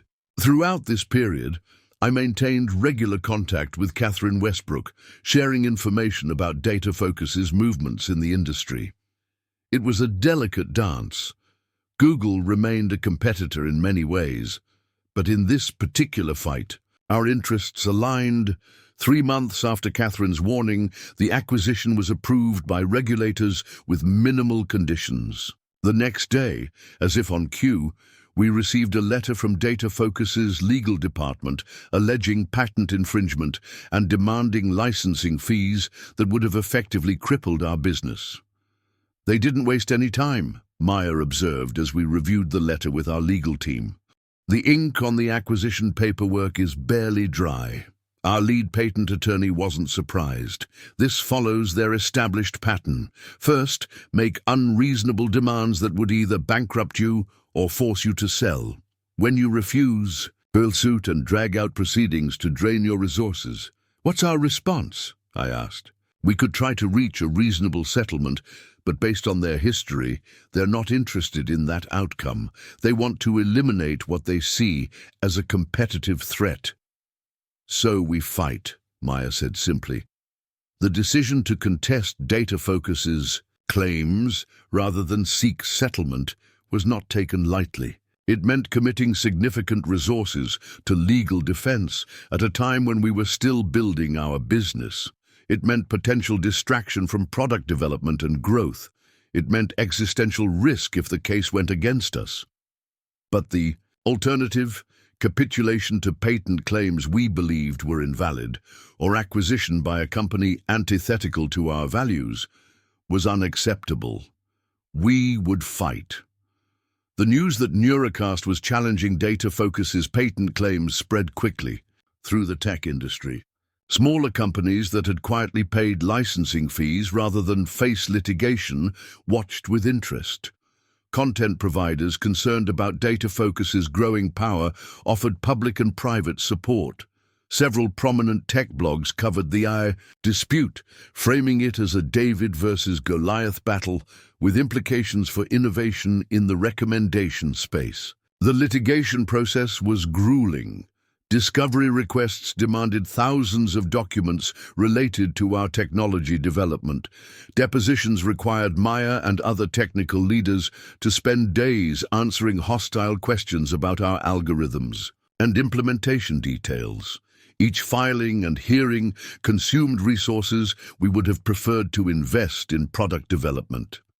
Throughout this period, our Google partnership proved invaluable. While they maintained official neutrality in the dispute, their continued technical collaboration and strategic investment provided stability that helped us weather the storm. Catherine arranged introductions to Google's patent experts, who offered informal guidance on our defense strategy. 6 months into the legal battle, an unexpected ally emerged. Dr. Alvarez, our former professor and advisory board member, had been researching recommendation algorithms as part of his academic work. He discovered prior art that potentially invalidated key aspects of DataFocus's patent claims. "I've been following your case closely," he explained during an urgent meeting at our office. "Last week, I was reviewing papers from a 2012 conference on machine learning and found this." He shared a technical paper describing approaches to content recommendation that predated DataFocus's patents by several years. The approaches weren't identical to ours, but they established foundational concepts that DataFocus had claimed as novel in their patent applications. "This could change everything," our patent attorney said, reviewing the paper, "if we can establish that the core concepts were already in the academic literature. Their broadest claims might be invalidated." Armed with this new evidence, we filed a motion challenging the validity of DataFocus's patents. The judge, who had seemed skeptical of our position in earlier hearings, now ordered a more thorough examination of the prior art and its relationship to the disputed patents. The momentum in the case began to shift. DataFocus's attorneys, who had been aggressively confident, adopted a more cautious approach. Settlement discussions, previously dismissed as pointless, were now tentatively reopened. Their initial offer remained unreasonable, demanding substantial licensing fees and ownership of improvements to our technology. But the mere fact that they were willing to negotiate suggested they recognized their position had weakened. Our counteroffer was firm. We would acknowledge their narrowest patent claims, which covered specific implementation details different from our approach, but not the broad conceptual claims they were using to target competitors. We would pay a small, reasonable licensing fee for a full release from all claims, but would not constrain our future development. The negotiations stretched over weeks, with each side seeking advantage. Throughout this period, our team worked diligently to maintain focus on our product and users, despite the legal distraction. Maya led technical development with characteristic intensity, ensuring our recommendation technology continued to evolve. Our partnerships team secured new relationships with content providers, seeking alternatives to the Vertex DataFocus ecosystem. As the legal battle continued, I received an unexpected call from Victor Reynolds, CEO of DataFocus. He suggested meeting privately, without attorneys present, to find a business solution to our situation. I consulted with our legal team, who advised caution but acknowledged potential value in understanding his position directly. We arranged to meet at a neutral location, a private dining room at a downtown Seattle restaurant. Reynolds was exactly as I'd imagined from media coverage, impeccably dressed, polished in presentation, exuding confident authority. After brief pleasantries, he got directly to his point. This litigation isn't beneficial for either of us, Ethan. It's consuming resources, creating uncertainty, damaging industry relationships. I agree, I replied cautiously, which is why we've offered reasonable settlement terms. He smiled, slightly. Your terms address the legal dispute but not the underlying business reality. Neurocast and Data Focus are on a collision course regardless of this particular case. How so? We serve different market segments with different approaches. For now, he acknowledged. But the future of digital content is consolidation, integrated platforms that handle discovery, delivery, and monetization seamlessly. Fragmentation is inefficient and ultimately unsustainable. His vision was clear: a digital landscape dominated by a few major platforms controlling access to content, with recommendation algorithms optimized primarily for engagement and monetization. It was antithetical to everything we believed at Neurocast. I'm offering you a path forward, he continued. Data Focus would acquire Neurocast at a substantial premium. Your team would lead a new recommendation division within our company. You and Maya would have significant autonomy and resources to continue your work within the context of our larger ecosystem. The offer was superficially similar to Google's earlier acquisition proposal, but fundamentally different in intent. Google had wanted our approach to complement theirs, recognizing the value in our distinct perspective.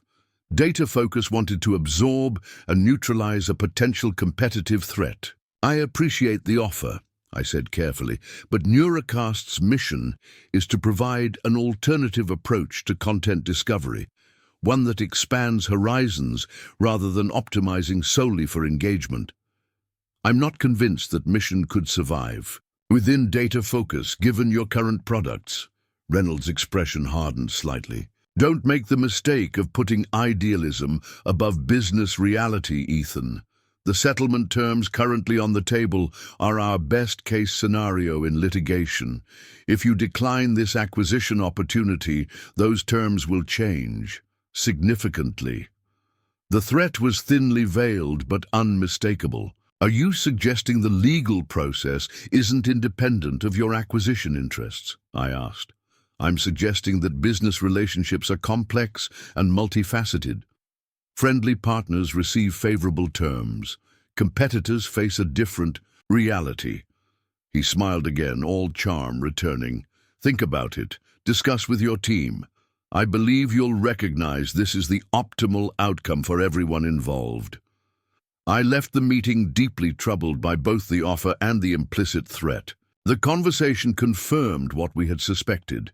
Data Focus saw Neurocast not as a simple patent infringement case, but as a strategic threat to their vision of the content ecosystem. When I shared the details with Maya and our leadership team, the reaction was unanimous rejection of the acquisition offer. The implied connection between settlement terms and acquisition acceptance also strengthened our resolve to pursue the litigation vigorously. He basically admitted they're using patent litigation as a competitive weapon, our legal counsel noted. That won't play well if it becomes public. Should we make it public? I asked, considering the potential leverage. Not directly, she advised, but we should document everything and be prepared to use it if necessary. In the meantime, we continue pressing our case on the merits. The litigation intensified, with Data Focus adopting increasingly aggressive tactics as they sensed our unwillingness to capitulate. They expanded their claims, added new patents to the dispute, and sought a preliminary injunction that would have effectively shut down our service while the case proceeded. The injunction hearing became a crucial battleground. If granted, it would cripple our business regardless of the ultimate outcome of the case. Our legal team prepared exhaustively, bringing in specialized counsel with experience in similar high stakes patent disputes. The hearing stretched over 3 days of detailed technical testimony about our recommendation algorithms, their development history, and their relationship to Data Focus's patented approaches. Maya spent hours on the witness stand, explaining complex technical concepts to a judge with limited technical background. Dr. Alvarez testified about the academic prior art that predated the disputed patents. Throughout the proceedings, I watched the judge's reactions carefully, trying to gauge her understanding and inclination. She asked thoughtful questions that suggested she was grappling seriously with the technical distinctions, but her overall perspective remained inscrutable. When the ruling came 2 weeks later, it exceeded our most optimistic hopes. The judge not only denied the preliminary injunction, but included commentary questioning the validity of Data Focus's broadest patent claims in light of the prior art we had presented. She specifically cited Dr. Alvarez's academic research and testimony as raising substantial questions about the novelty of the conceptual framework claimed in the patents. The ruling didn't end the case, but it dramatically shifted the balance of power in the ongoing litigation and settlement discussions. Data Focus's leverage had been significantly reduced. Their revised settlement offer reflected this new reality.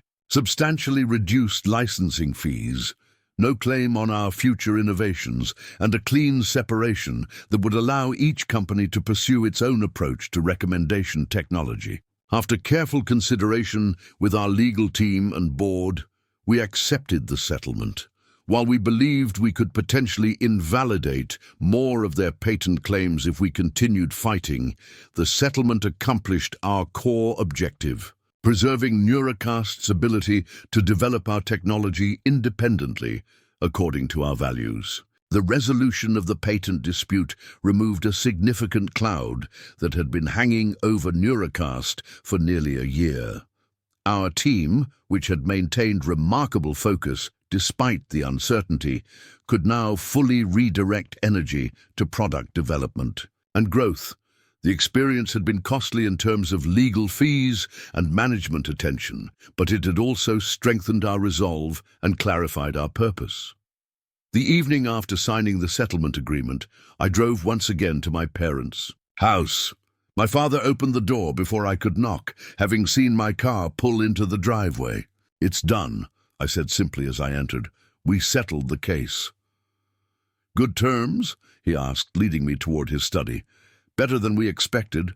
We maintain full independence, pay a manageable licensing fee, and have a clean break going forward." He nodded with satisfaction. "And you rejected the acquisition offer?" "Completely. It wasn't right for Neuracast." My father poured 2 small glasses of scotch, handing one to me. "I've been thinking about something you said early in this process.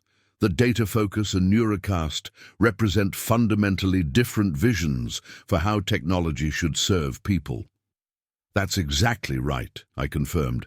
"They build recommendation systems that maximize engagement regardless of content quality or user well-being. We build systems that help people discover valuable content that expands their horizons." "For most of my career," he reflected, "I viewed business decisions through a purely practical lens: resources, efficiency, risk management. Those things matter, of course, but what you've shown me through Neuracast is that the purpose behind the business matters even more." He raised his glass slightly. "To standing your ground." We touched glasses, the moment symbolizing how far we'd both come from the days when he'd dismissed my startup ambitions. My father, the epitome of corporate caution, was now celebrating our decision to fight rather than compromise our vision. As I drove home that evening, I reflected on the journey that had brought us here. Neuracast had evolved from a 2-person operation above a Thai restaurant to a respected technology company with millions of users. We had faced acquisition offers from the industry's largest players and legal threats from aggressive competitors. Throughout it all, we had maintained our independence and our commitment to a different approach to content discovery. The road ahead would bring new challenges: scaling our technology, expanding our partnerships, continuing to innovate in a rapidly evolving landscape. But the existential threats that had once seemed overwhelming had been overcome. Neuracast had not just survived, it had established itself as a meaningful alternative in the content discovery ecosystem. As I pulled into my driveway, my phone buzzed with a text from Maya. "Team celebration tomorrow. You bringing your dad? He's kind of our good luck charm now." I smiled, typing back, "I'll ask, but I think he'd say we make our own luck." Her response came quickly.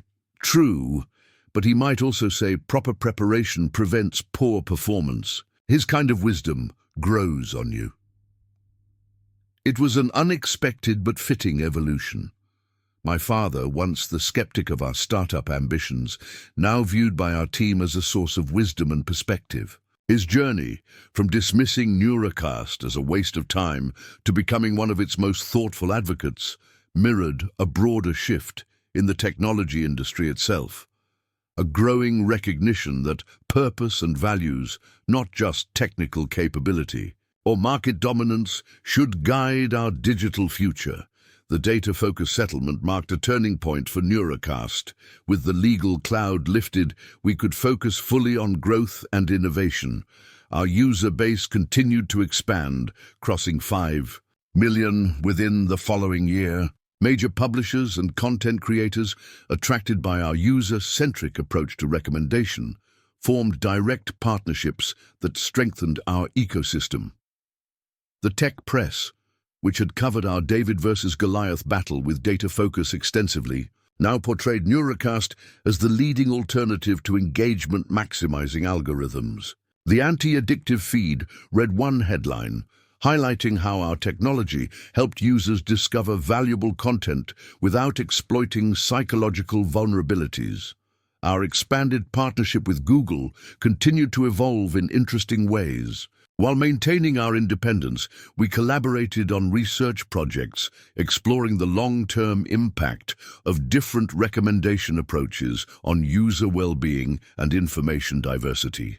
The findings, published jointly and shared openly with the industry, sparked important conversations about algorithmic responsibility. Throughout this period of growth, Maya and I worked to maintain the culture and values that had defined Neuracast. From the start, as our team expanded beyond 100 people, we formalized our principles in a company charter: expand horizons, respect attention, prioritize well-being. These weren't just words on a wall, they guided product decisions, partnership evaluations, and hiring practices. 3 years after declining Google's acquisition offer, I received an unexpected email from Jack Montgomery, their chief strategy officer, who had led the acquisition discussions. He was retiring from Google and wanted to meet for coffee during a visit to Seattle. We met at a quiet cafe overlooking Lake Union. Jack had aged visibly since our last meeting, the intense pace of executive life at a tech giant having taken its toll. But his mind remained sharp, his observations incisive. "You made the right call turning down our offer," he said after we'd exchanged pleasantries. "Not for financial reasons. You would have made more money taking the deal. But for the impact you've had as an independent entity. That means a lot coming from you," I replied, genuinely touched by his assessment. "Google could have incorporated your technology, but not your philosophy, not fully. Large organizations have their own gravity, their own incentive structures." He smiled slightly. "I've spent 30 years in big tech. Some innovations can only happen outside those structures." As Jack described his post-retirement plans, teaching, writing, spending time with grandchildren, I reflected on my own journey. Neuracast had grown beyond anything I had imagined when Maya and I started coding in my apartment. We had faced acquisition offers, legal threats, competitive pressures, and emerged stronger from each challenge. Throughout it all, my father had evolved from skeptic to supporter, his perspective shifting as he witnessed not just our financial success but the meaningful impact of what we'd built. His journey mirrored a broader awakening I was seeing in The tech industry, a growing recognition that success metrics should include more than just engagement and revenue. The following month, Neuracast reached another milestone: 10 million monthly active users. We celebrated with a company event that brought together our Seattle team, remote employees, key partners, and early supporters. Dr. Alvarez, whose academic insights had helped us defeat DataFocus's patent claims, received a standing ovation. When Maya acknowledged his contribution, my parents attended the celebration as well. My mother moved comfortably through the crowd, chatting with team members she'd come to know through various company events. My father stood more quietly at the periphery, observing the vibrant community that had formed around the company he once dismissed as a fantasy. I found him examining our values statement, prominently displayed on a wall alongside user testimonials. Expand horizons, respect attention, prioritize well-being, he read aloud as I approached. Simple but profound. We needed something that would scale beyond Maya and me, I explained. Guidelines that could inform decisions we're not directly involved in. He nodded thoughtfully. In my generation, we often separated business from values. Profit was the goal. Values were something you attended to outside work hours. He gestured toward the busy room. You've integrated them. That's why these people are here, not just for paychecks, but because they believe in what they're building. As the evening progressed, I was pulled into various conversations with team members, partners, and investors. Sophia Kim, our earliest backer, pulled me aside at one point. "Have you thought about what's next?" she asked. "Neuracast has proven its model, established its market position. You could consider going public, pursuing strategic acquisition, or doubling down on independent growth." The question wasn't unexpected. It was natural for investors to think about exit strategies and return horizons. But it highlighted a crossroads we were approaching. After years of fighting for survival and independence, we now had options. "We're exploring all paths," I replied diplomatically. "But whatever direction we take, maintaining our core approach to recommendation technology will be non-negotiable." She smiled knowingly. "I expected nothing less. Just remember that independence isn't the only way to preserve impact. Sometimes strategic alignment with the right larger entity can amplify what you've built." Later that evening, as the celebration wound down, Maya and I found ourselves alone in the office kitchen, washing dishes that the catering staff had left behind. It was reminiscent of our earliest days, when we'd handled every aspect of the business ourselves. Sophia asked about our next moves, I mentioned, drying a glass. Public offering, acquisition, continued private growth. Maya considered this, as she scrubbed a particularly stubborn pot. "What did you tell her?" "That we're considering options, but won't compromise our approach." She nodded, satisfied. 5 years ago, I would have said independence at all costs. Now I'm not so sure. What matters is impact, changing how recommendation technology works across the industry. Her perspective surprised me slightly. Maya had always been the purist, more resistant to compromise than I was. "You'd consider acquisition now?" "By the right partner with the right terms, maybe." She set the clean pot aside. "The question isn't who signs our paychecks. It's whether our vision for recommendation technology continues to influence the broader ecosystem." The conversation with Maya stayed with me over the following weeks as we began serious strategic planning for Neuracast's next phase. We engaged advisors to evaluate potential paths, remaining private with additional investment rounds, pursuing public offering, or considering strategic acquisition by companies aligned with our philosophy. The process forced us to articulate precisely what we considered non-negotiable about Neuracast's approach and culture. Working with our leadership team, we developed a clear framework for evaluating any potential transaction or partnership. While this planning continued, an unexpected development captured our attention. Victor Reynolds, The aggressive CEO who had led Data Focus during our patent dispute had been forced out by his board following disappointing results and growing regulatory scrutiny. His replacement, Ethan Chen, was known for a more collaborative approach and had been critical of exploitative engagement tactics in her previous role. Within weeks of taking over, Amanda reached out to schedule a conversation. Curious but cautious, I agreed to meet her at a neutral location, a meeting room at a downtown Seattle hotel. She was everything Reynolds wasn't: thoughtful, measured, genuinely interested in our perspective. "I've been following Neurocast's development for years," she explained after introductions. "Your approach to recommendation represents a direction Data Focus needs to explore." "That's a significant shift from your predecessor's position," I noted. "Victor believed in consolidation and control. I believe in ecosystem diversity and ethical technology." She leaned forward slightly. "The industry is changing, Ethan. Regulators are paying attention to algorithmic harm. Users are becoming more aware of how recommendation systems manipulate attention. The pure engagement maximization model isn't sustainable."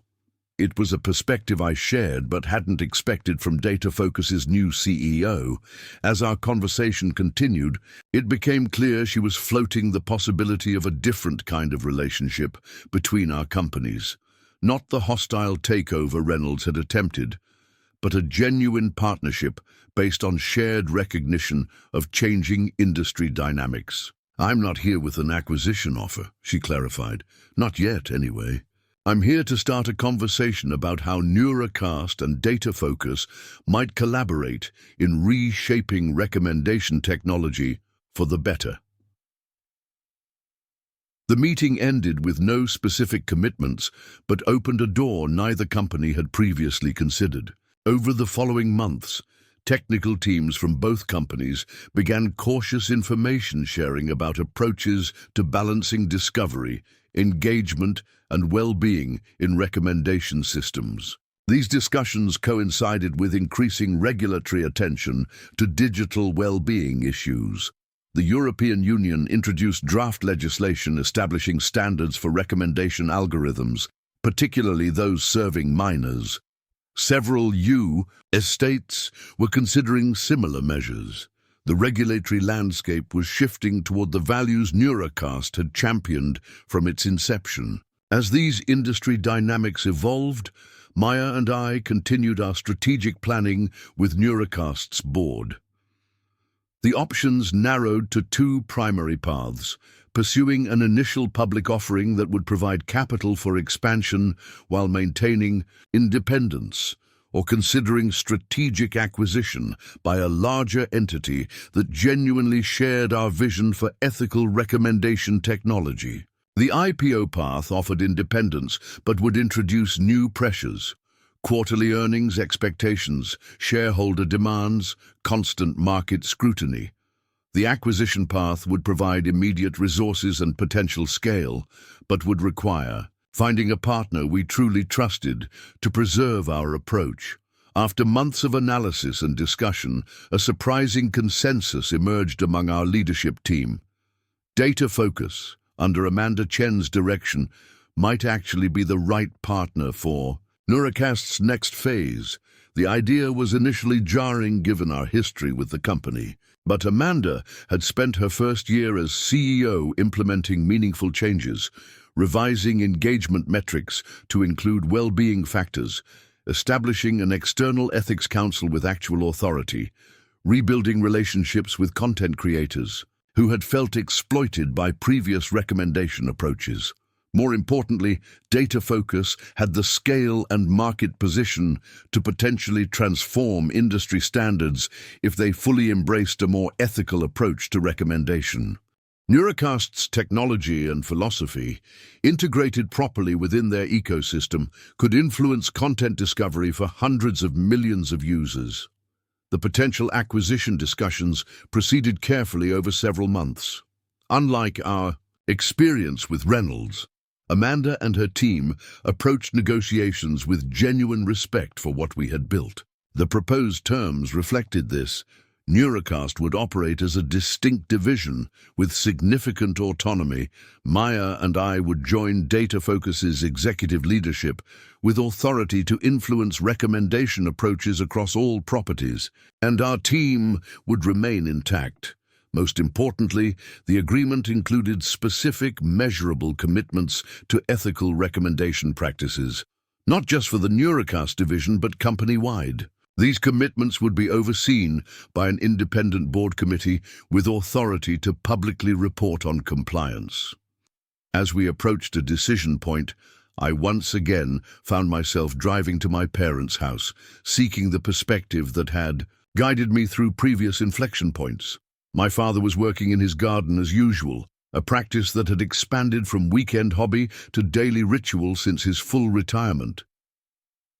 "Data Focus wants to acquire us," I said as I joined him, among the vegetable beds. "The same company that tried to sue us out of existence 3 years ago." He looked up from the tomato plant he was tending. "Different leadership now, from what I've read." "Completely different. Amanda Chen has transformed their approach to recommendation technology and content partnerships. She's implementing many of the principles we've advocated for years." My father carefully secured a drooping tomato branch to its stake. "And you're considering accepting?" "We are. The terms are good.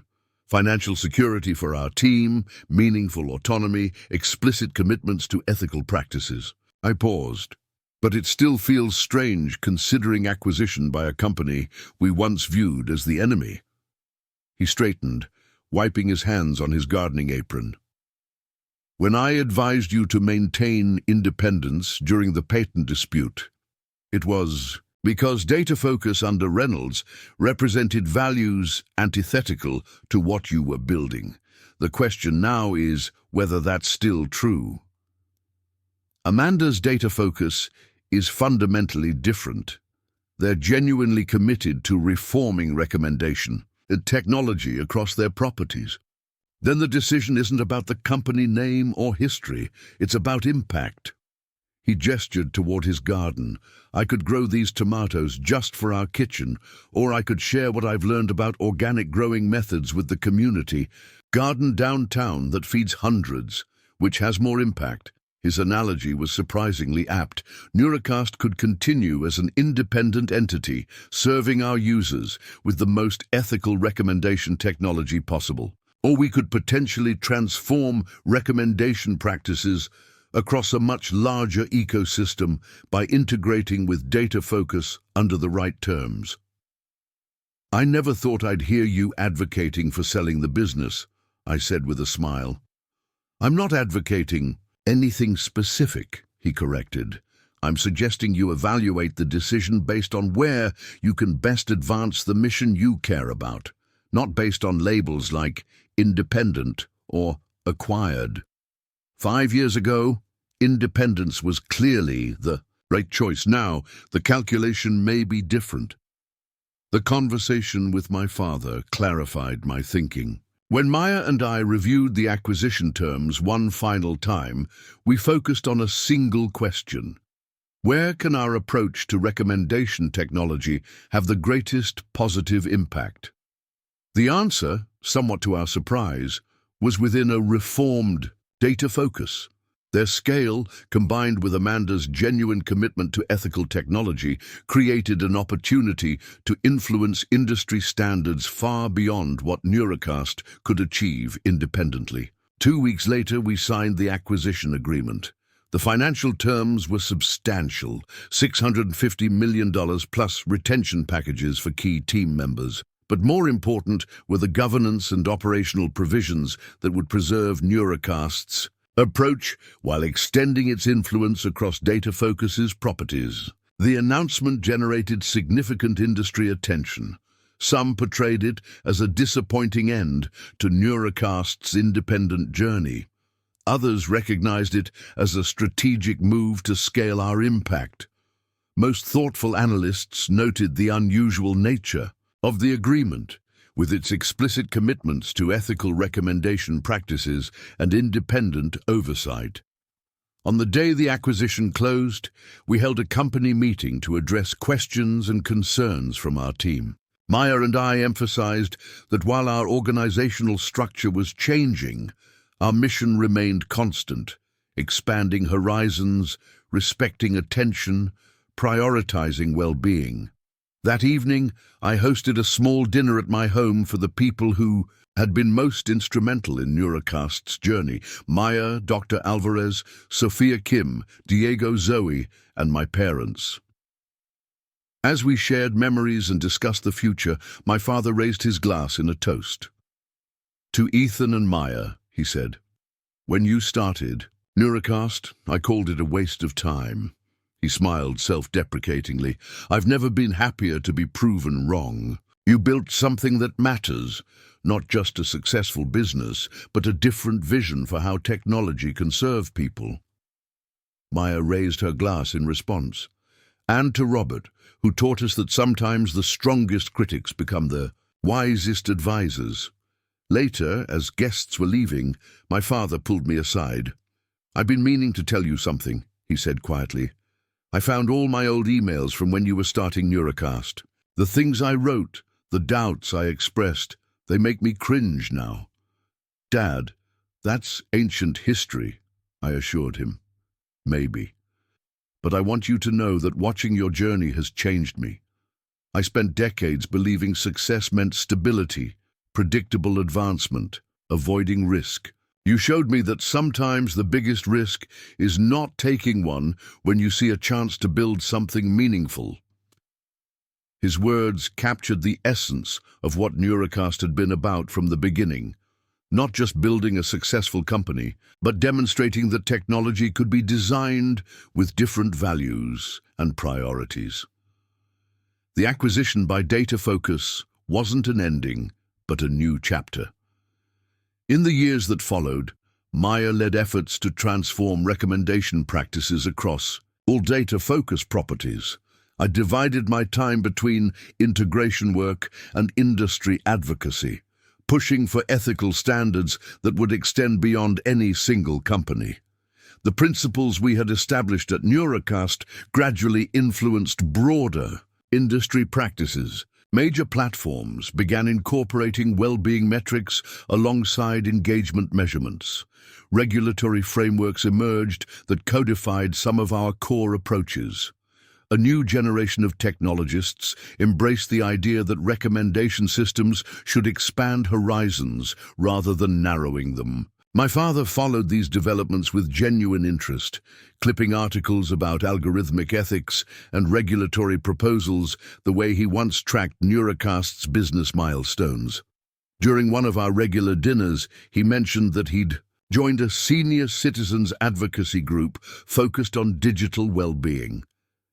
They needed someone who understands both technology and business perspectives, he explained somewhat sheepishly. I thought my experience following Neurocast's journey might be useful. It was the perfect closing of a circle that had begun with his dismissal of my startup ambitions. The father who had once called Neurocast a waste of time was now helping others understand the importance of ethical technology design. As I drove home that evening, I reflected on the unexpected paths that had brought us here. Maya and I had started with a simple belief that recommendation technology could be better, more respectful of users, more conducive to discovery, more aligned with human well-being. That belief had guided us through every challenge and decision, from turning down early acquisition offers to ultimately joining forces with a reformed Data Focus. The journey hadn't been what either of us expected, but it had remained true to the mission that mattered. And in the process, it had transformed not just an industry, but the people involved, including a skeptical father who had become one of the most thoughtful advocates for the values we had championed from the start. Up next, you've got 2 more standout stories right on your screen. If this one hit the mark, you won't want to pass these up. Just click and check them out.